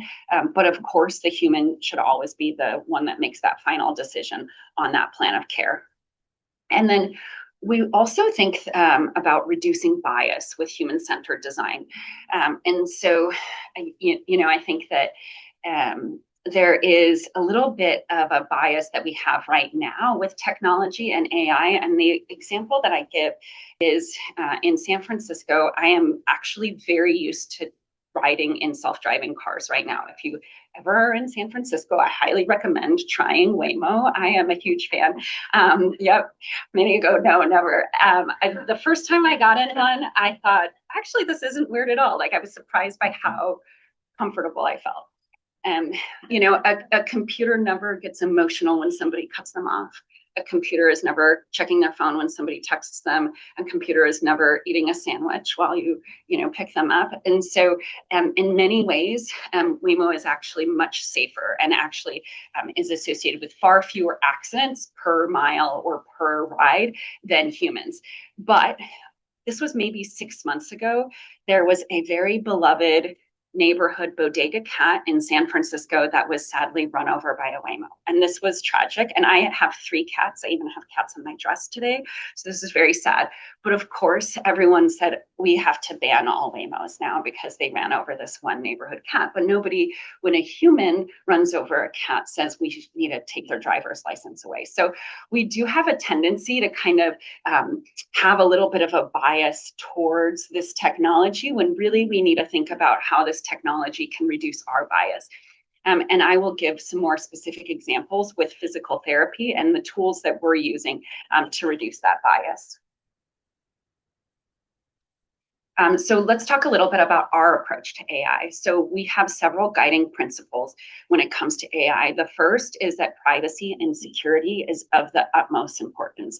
When we are building models that are learning from enormous data sets that include things like where somebody might have been using their Enso or what pain level they reported or the conversation they had in the app with their coach, that's very sensitive and that's very important that we keep that very secure. So that's of the utmost importance to us. We also believe that it should be used ethically. We should make sure that the reason why we're gathering this data is to improve the experience and the outcomes for our members. we want to be transparent. We want you to know that if you are using a chat feature in the app, that you should know when you're talking to a real human or when you're talking to one of our bots. This also is the case for the tools that our care team is using. When the tools make a recommendation for our physical therapists, or if it drafts a message, we need to also be able to say, this is the information that we gathered to give you this recommendation. So they know where that recommendation came from. And then we always want to think about continually improving and governing these systems. And we actually have clinicians that are built into the process for that. So here is how we do that. And this is really an example of how my team helps and works at Hinge Health. So we really have clinician involvement in every step of the road while we're designing care team tools. So an example that I'll give you right now, just as we're going through each step so that it kind of helps you to understand that, is when a physical therapist would write a message to a member, if they have written a message back to them, or if there's a task triggered because somebody reports that their pain has increased, a PT can go in, and then what we're working right now on is building a assistant that will draft that message for the physical therapist, so the PT can then read it and hit send. So it saves time for the physical therapists. So the first step of building a tool like that would be designing it. And so the first step that we do is I have a member on my team who is our AI clinical expert, and she's the one that's helping our teams build this. She also works with a team of our PTs who are working with members to think about, what are the problems right now? What are, what's the average time that it takes you to draft a message right now? What are some pain points? Are there too many clicks? So first, kind of designing it for the users and having a clinician be involved with talking to other clinicians while we're designing that. The second is training that model. So we want to establish important guardrails. So that includes safety guardrails, recognizing if a member might be having a medical emergency, recognizing that the recommendations are safe and appropriate for that member. So when we're training and building out that model, we want a clinician being the one who is building out those guardrails. The next is evaluating it. So as we start to build this model and it starts to draft these messages, we don't want to launch this feature until we have had many instances of human PTs reading those messages and saying, oh, that was good, or that was not so good, and here's what could make it better. So we'll evaluate it while we're training it. And then once we launch it, we have to continually monitor it. And so that includes not just having automated monitoring, but continuing to have clinicians and humans read those messages to make sure that the messages that they're giving are high quality.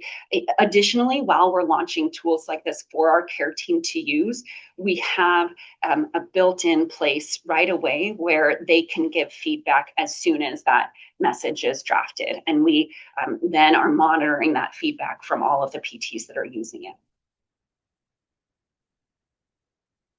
So let's talk a little bit about some fun applications that we're using for AI. So and I'll kind of try to refer back to some of those categories that I gave earlier in terms of the purposes of AI. So this is our True Motion technology, which I talked about a little bit earlier, where we're using the camera on your phone to guide your movement. I started at Hinge Health, and it sounds like I know at least one person in the room probably remembers the sensors that you had to charge and strap on to your, that you had to make sure it was charged and strapped on. And if you wanted to switch body parts, we had to send you another set of sensors, and you had to use our tablet. So we've come a long way. Now you can use your own device, and we actually use the camera on your phone to track your movement. So this gives you real-time guidance. You can see it kind of triggers how many repetitions you've done, so you can follow your range of motion while you're doing it. It analyzes over 100 points on your body. It's actually 3D, which is really important about this technology. So if you look at that example, the technology would actually be able to generate a different recommendation for your left and your right knee. Most CV motion capture technology is only 2D, but ours is 3D. It's very cool. And this also enables PTs to personalize plans better based on movement data. So based on, things like numbers of repetitions, to, if somebody skips an exercise, if somebody is having a hard time getting to that range of motion, that can help give that PT information as they're building out a more personalized plan for that member. It's accessible, no hardware needed, you can do it anywhere. And this really is our own proprietary technology that we use. This is a team in Montreal that we have that is working on this technology. So then this is our new use case for TrueMotion and computer vision. And this is really exciting. We have started just with low back for this. So this is actually a movement analysis. And this is, I'll give you another example about how we utilize clinicians when we're building out these tools. So what we can do here, if you want to kind of watch the GIF on the screen, we actually now are measuring your range of motion with low back range of motion and actually asking you how it feels. And so the flow of this will be that it asks you to move in a certain position and then tells you, so for example, here you can see it will say bend forward like you're trying to touch your toes and then come straight up. It measures that range of motion. It then uses augmented reality. So it tracks the movement of your hand so that you can report how it feels. It does that also with bending side to side as well as backwards, and then also while you're doing a body weight squat. So this was built out obviously by our product managers and our engineering team, but I have another member of my team who actually got her PhD in computer vision movement analysis while she was getting her doctorate of physical therapy. She's quite an overachiever. These are the types of people you want, people who are smarter than you on your team as a manager. But she did her PhD looking at the movement of stroke patients while they were buttoning and unbuttoning their shirts. So we'll maybe get to that sooner later in our Hinge Health in the future. But for now, low back range of motion. So this is actually exactly how I would evaluate a patient's low back if I was in the clinic. I would say, okay, stand up. Now I want you to bend forward as far as you can. Come back up. Tell me how that felt. Now I want you to bend backwards. Tell me how that felt. So this is exactly how I would evaluate a patient in person. And so now we can have somebody recheck their range of motion multiple times per week. They don't have to wait until they go back to the PT's office. And they can track their own progress. We will actually aggregate a score that is a combination of the range of motion and the symptoms that you report. So you can track your progress with that. The physical therapist can see that as well. And so if we go back to the mitigating bias sort of purpose of AI, I say that this is exactly how I would kind of measure or evaluate low back range of motion when I'm in the clinic. The difference is that this has a really specific number. And this is not a joke, this is how physical therapists evaluate and will kind of document your range of motion. They will either say, they'll eyeball it and say some percentage, 50% within normal limits, or what's a little bit more reliable is doing fingertips. I would say, oh, your fingertips got to your knee or got to your ankle or something like that. And that is truly the best that PTs have right now for measuring range of motion in your spine. Now we're actually able to use this technology to give really precise measurements of that range of motion. So it is not just similar to how we would evaluate this in person, it actually is a little bit better. So now let's talk about Robin. So Robin is our AI care team assistant. I do think that there is like an art to choosing your AI agent name. So I think we really nailed it with Robin. I think the story with Robin, it actually started as almost a joke. I think that there were maybe our founders were joking about Batman and Robin, Batman and Robin and things like that. And we kind of started calling it Robin as a joke and it just stuck. So it works really well. So Robin is the AI care team assistant in our app. The first use case that we made for this was actually to gather information. Remember, I talked about that information gathering when somebody reports an increase in pain. So right now we have a workflow so that if you go into the app and you finish your exercises and you report that your pain is increased, that will send a trigger to a physical therapist, to your physical therapist, to reach out to you to see what's going on. So the PT will, within 24 hours, send you a message and say, hey, I saw that you had a little bit more pain with your exercises. Can you tell me more about that? You would send them back a message and go, oh, well, I was hiking over the weekend and my knee pain started when I was walking downhill. And then the PT probably will have some more questions for you. So this back and forth maybe takes a few days before we get to a resolution that is, oh, I just added this quad to your home exercise program. So instead, we can train Robin to ask kind of the general questions that a PT would ask, and then summarize that information, give that to the physical therapist so the PT can say, oh, we should put a quad stretch into this person's exercise playlist. So the PT updates the exercise program, and then the PT sends you a message to say, I just wanted to let you know that I updated your exercise program. And that happens within 24 hours. There's not this back and forth waiting for somebody to get back if you send your message after business hours or something like that. The care team assistant can also give you safe clinical recommendations. So if we think about that Enso device that I was mentioning, if Enso is part of your care plan, Robin might remind you, hey, just, don't forget you have your Enso device, and that can help if your pain has increased. So try using that and see how it feels. And so, of course, this is all, none of this matters unless it's getting back to the physical therapists or to the human care team, right? We want to think about augmenting human care. That was one of those use cases or one of those categories of AI capabilities. And so here is a screenshot of some of the tools that our physical therapists use. So they would be able to see all of the information. So in that pink box, you can see what a physical therapist would see. Oh, yes, no, there we go. Sorry. In the pink box, you can see what a physical therapist would see when a member has done their movement analysis. So they would be able to see what their range of motion is, what pain they reported, what their overall score was, what time they did it, all of those things. Of course, a PT will be able to gather information about how often you're doing your exercises. This is just a small portion of all of the things that a PT can see about your activity. Additionally, we can see the top is what we call our next best action. So that's that clinical decision support tool that is available for our PTs. And so our tools can aggregate lots of data and much quicker than a human can. And so our tools can look at a member's chart as well as look at their behavior in the app and notice, okay, this is how often they've been doing their exercises. They're reporting an overall decrease in pain. They did an extra exercise session on their neck.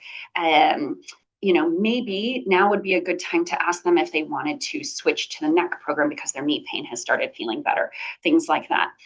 We can also look at some of the trends like pain reduction that we see in other members and kind of compare similar behaviors. So we notice that, for example, I'm just making this up. Members who do their knee exercises 3 days a week and use their Enso 2 days a week tend to have the greatest reduction of pain when their pain starts in 8 out of 10.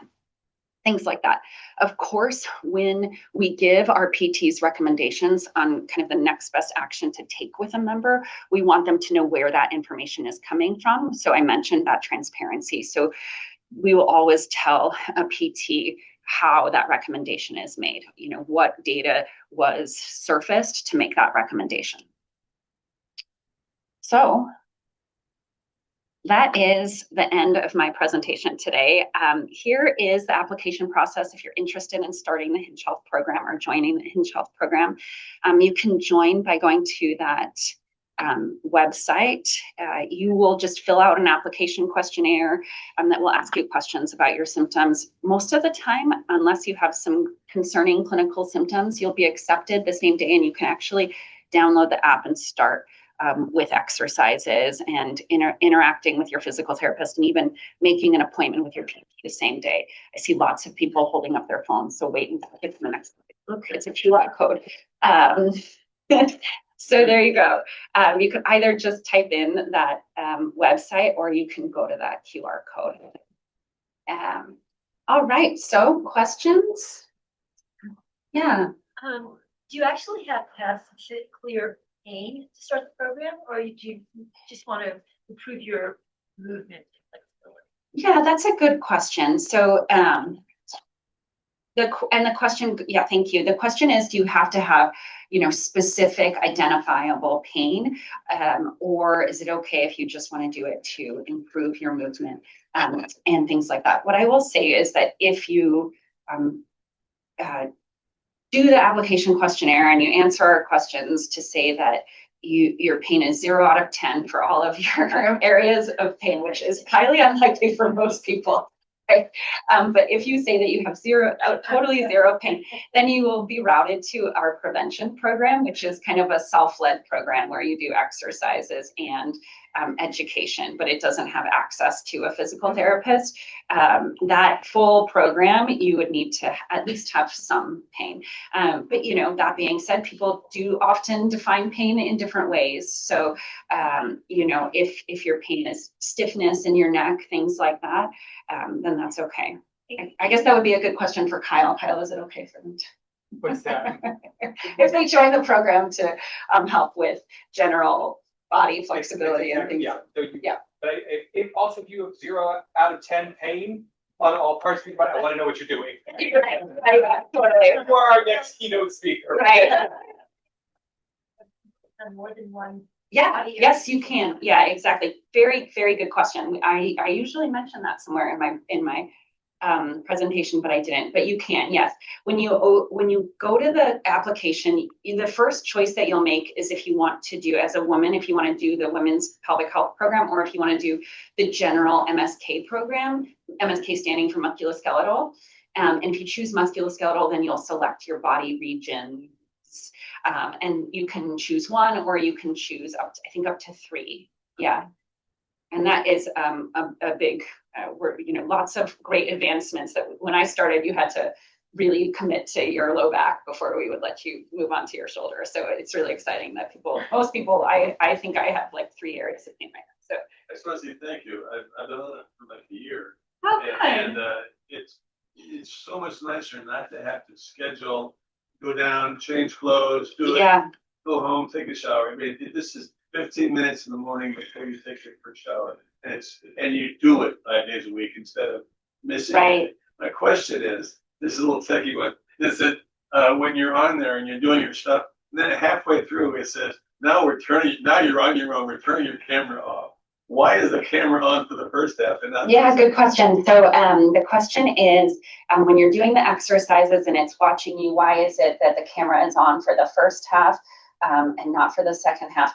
A few answers to this. First, we have in the app sort of 2 experiences. One is the app guiding you through the exercises, and then the other is kind of just the exercises and kind of repetitions that you would follow along.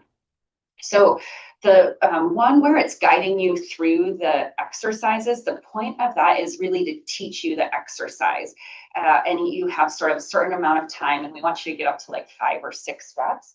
Then after that, when we are just having you go through the repetitions and following the video, that's because your PT actually wants you to do a specific number of repetitions. So if you're working on, for example, if somebody, if we want you to strengthen your calf, we would want you to do more than 6 repetitions, because that would be how your tissue rebuilds. So that's the first question, or the first answer, is that like the computer part is more making sure that you understand and get the exercise, and then the other is more making sure you're doing the right number of repetitions to get the right purpose of that exercise. Soon those will be combined.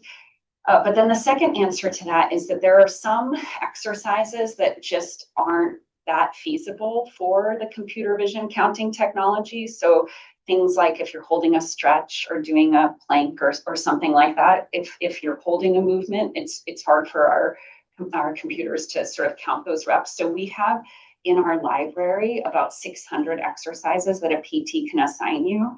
Many of them are really random exercises. That they want the camera for, the front load those. Correct. And the ones that they don't need a camera for, they're on the end. Yes.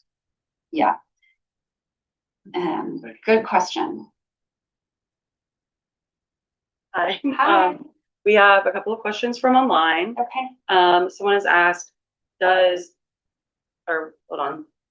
someone else is concerned now. What is unique about the particular eSTEM device you mentioned earlier where the pain reduction lasts beyond the period it is being actively used? Yeah, really good question. So, and I don't have to repeat the question now. Good. So our TENS device first has, there are a few things that differentiate it from a traditional TENS device. I have to say that first, it's just a much more elegant experience. It's wireless, it's controlled through the app. You can walk away from your phone, even though it's connected by Bluetooth. You don't have to be by your phone and it'll continue to work. Then in terms of the technology differs from traditional TENS in a few ways. The first is that we offer multiple types of waveforms, and so you'll sort of feel like a ebbing and flowing of the electrical signal that your nerves are getting. The frequency is higher than a traditional TENS device, and the reason why we're able to, typically with a traditional TENS device, you can't turn it up as high because it starts to get uncomfortable or it starts to just activate muscles in the area. You might still feel some of the muscles activating when you're using ours, but because of the technology that we've actually invested a lot of technology into the gel pad. So the pad that is worn on your skin that has electrodes that transmit that signal, it is a really comfortable pad that it basically covers a larger surface area per electrode so that the signal is dispersed over more area. And so it's much more comfortable and tolerable for you to turn the signal up, which is why you can actually tolerate a more powerful signal. We suspect that there's also some physiological differences. I think that there's something around inflammation signals and ion channels in the nerves, which is why somebody has less pain after they're done using it, but we don't exactly know what those physiological responses are. But I personally have experienced this myself where, my back pain will be a 5 out of 10 and I'll use it for 45 minutes. It'll be a 3 or 2 out of 10 when I'm done. All right. Good question. Another question, does Hinge Health incorporate any branded or well-known PT exercise regimens, or are their exercises more generic in nature? That's a good question. And so what I will say is, are they branded or well-known? I think that I'll get a little bit on my PT soapbox. I think that there's lots of, in the world of wellness and health, there's lots of people that love to brand their kind of routines. We specialize in, it's really the PTs that are ones that are building those routines. So all of the routines that are in our program are evidence-based. For example, we will incorporate specific repetitions and exercises for somebody with an Achilles tendinopathy because we take into consideration the best practices for managing an Achilles tendinopathy. So we use our own clinicians and evidence for specific conditions to build out those exercises. If you're in the program and you want a specific exercise routine, you can always meet with your physical therapist and have them program that in as well. Good question. All right. Does everyone get that device, or only if you sort of check certain boxes? No one, not everyone gets it right away. If you have a certain pain level, then we would send it to you preemptively. But you can also talk to your physical therapist and they'll send it for you if you're interested in that. And the recordings, when the camera is activated, does that then disappear? Yeah, we never record those or keep those recordings. It's just, you kind of, I know people go, do I need to put my makeup on before I do my hand exercises? No. It is like, we don't record it or save that data anywhere. Yeah. All right. Good questions. Thank you, everyone.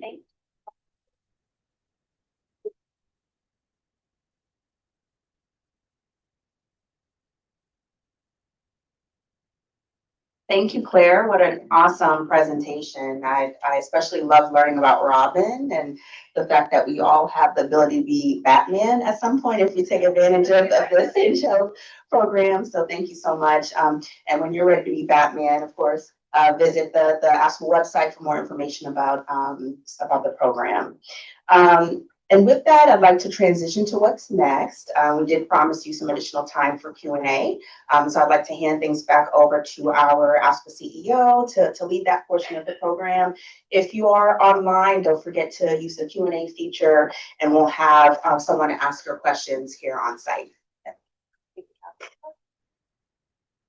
Thank you. And I will just say, to hear the product designers talk about the Enzo is to hear people just in love with what they do when they describe it. So Hinchell is a great program. I've got an email this week from somebody who loves it. Never met this person before, so glad to hear that. Good. Glad to hear. All right. We've got the microphones on. I'm going to check here in the room. Any questions that we didn't get to earlier? I'm sure we have some online that we may not have gotten to quite yet. Oh, we've got one right up front while we're getting microphones handled over there. Disagree, claim is filed, and there's a portion that's paid, something might be denied. And then if you have the incentive program, there might be some portion paid automatically for that incentive portion. But suppose it turns out you are going to end up disagreeing with something, and you're going to want to be able to reach out to your provider and ask, well, why was it categorized that way? And there, because you have the incentive program, say, the whole extra balance that would have been your share that might have given you some leverage talk to the provider has already been paid. Right. How do I then deal with that? Yeah. So I mean, and this is a more common situation than it used to be. You go in for your preventive exam and you ask them about a sore throat, a muscle ache, unusual lab results or something like that. And all of a sudden, it's not 100% covered. It's one code is covered, and then there's a diagnostic code that maybe subject to your calendar, your deductible. So the whole amount's being paid, but the money then we're issuing the payment out of your incentive account. Incentive money, the provider's paid. Right, and they have no incentive then to re-examine it. So in that case, I would say, the provider has coded it as they've coded it. We processed it that way. So if you feel like it was coded incorrectly, you're welcome to contact us, and we can do what we can with the provider. I hear what you're saying about the program. That is something that has been raised. We are examining that. We're actually looking at redesigning the entire incentive program for 2027. And that is a piece that has come up with some other members, because some people also have, let's say, TRICARE as a secondary payer. And then before it goes to TRICARE for payment, we're providing our portion. They're missing out on the incentive. So it is not unheard of, and it is absolutely in our sights. I don't have a solution for you today. But you are looking at it. Absolutely. Yes, sir. Is there someone within AFSPA who can talk about travel insurance, or is that immediately sent to a third-party provider? So we do offer travel insurance. We don't sell it ourselves. We partner with somebody else. So if you have a question about, look, here's my situation, this is where I'm going to be, how often I'm traveling, etc., we can say you might want to take a look at this program, right? And then with some of the travel programs, there's multiple options within it, including there's a bronze, a silver, a gold. There's even options beyond that to handle your deductible. I'm guessing not your situation, but do you want the maternity rider? Things like that. But there's a lot of different options. So you can contact our ancillary insurance programs team. So AIP@AFSPA.org, or give us a call and speak to them, and they can say, based on your situation, I encourage you to take a look at these two plans, or really this one's the best for you, to help guide you through that. And then absolutely, you can have that conversation perhaps again when you contact the group that actually sells it. Good question. Let me check online. Maddie, first of all, let me ask, how many people do we see active online?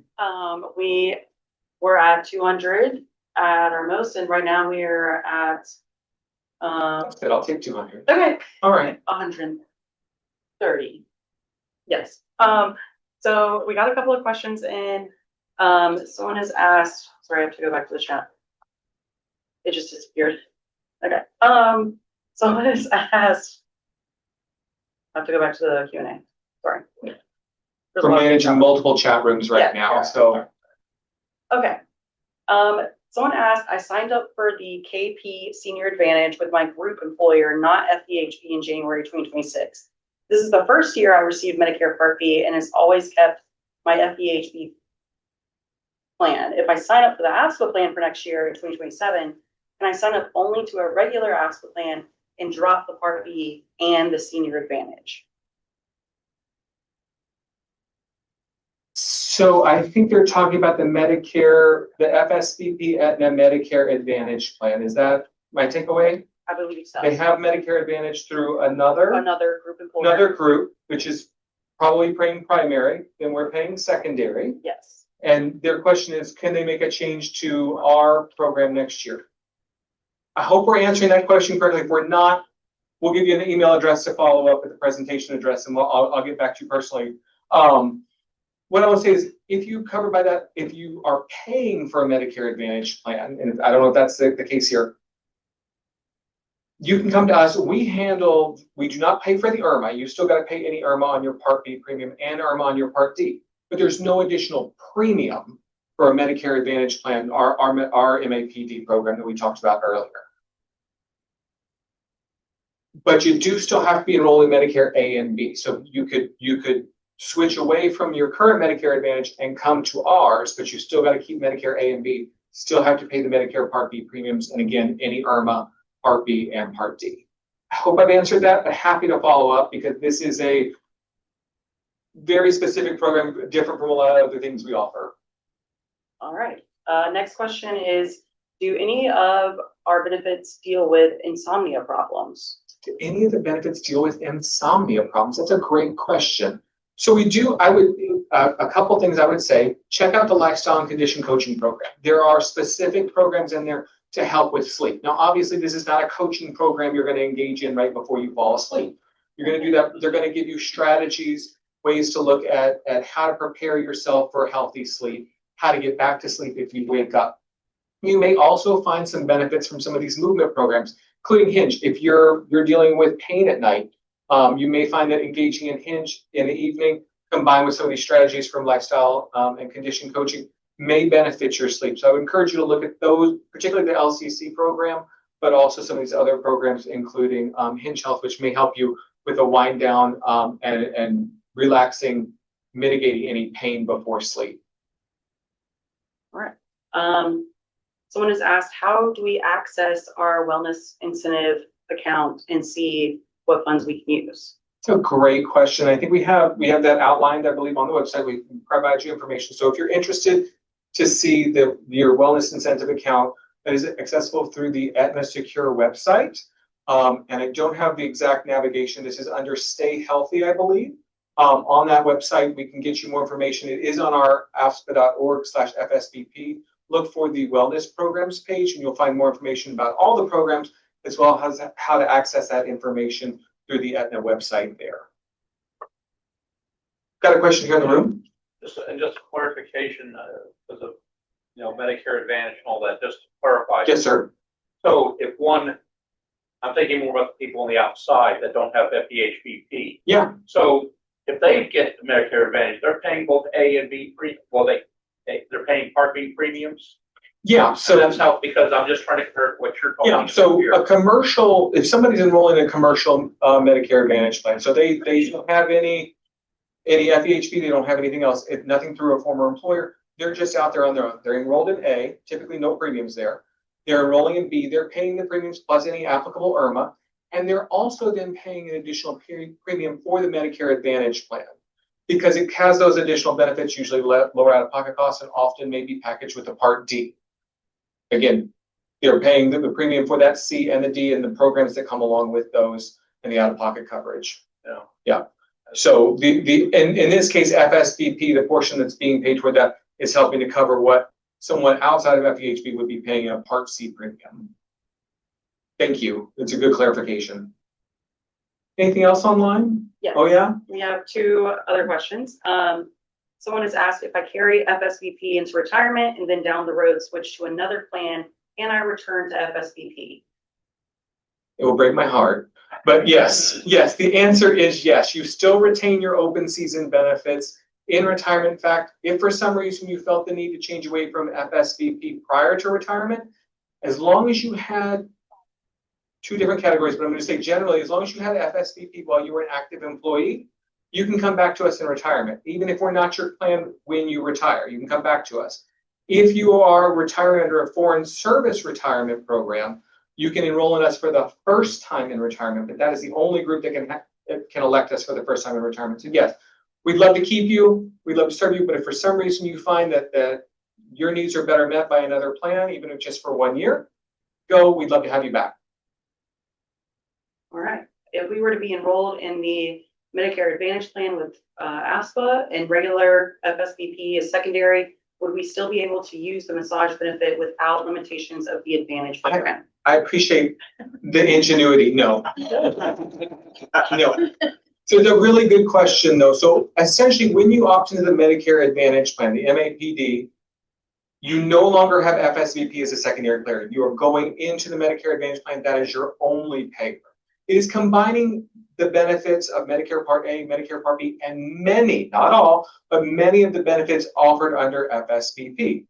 I say many and not all because massage therapy is one of those big exceptions, unless it is determined to be medically necessary and you go to a provider who accepts Medicare and participates in our Medicare Advantage plan. That unicorn is out there, they're just not everywhere. So we are not then, your typical FSVP does not then become a secondary payer the way it does when you have just original Medicare Part B, and then we're a secondary payer. You are enrolled only then in the FSVP Aetna Medicare Advantage plan.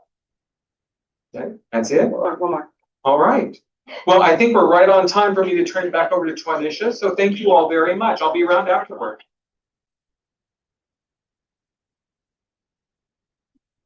Thanks so much, Kyle. Okay, I mentioned survey earlier when we first started the program. I'm putting in another reminder there for that, both in person and online. We will be selecting 10 people to win annual meeting goodie bags from those folks that completed. So please fill that out for your chance to win one. So surveys.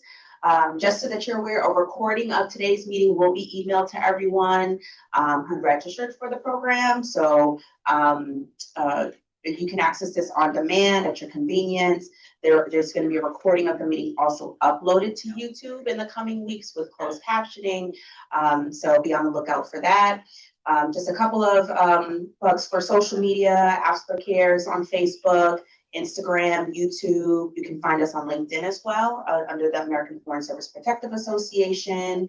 And if you like this format in terms of Q&A and being able to ask your questions in real time and get answers in real time, we also have our AFSPA Live, and this takes place, it's a recurring live event.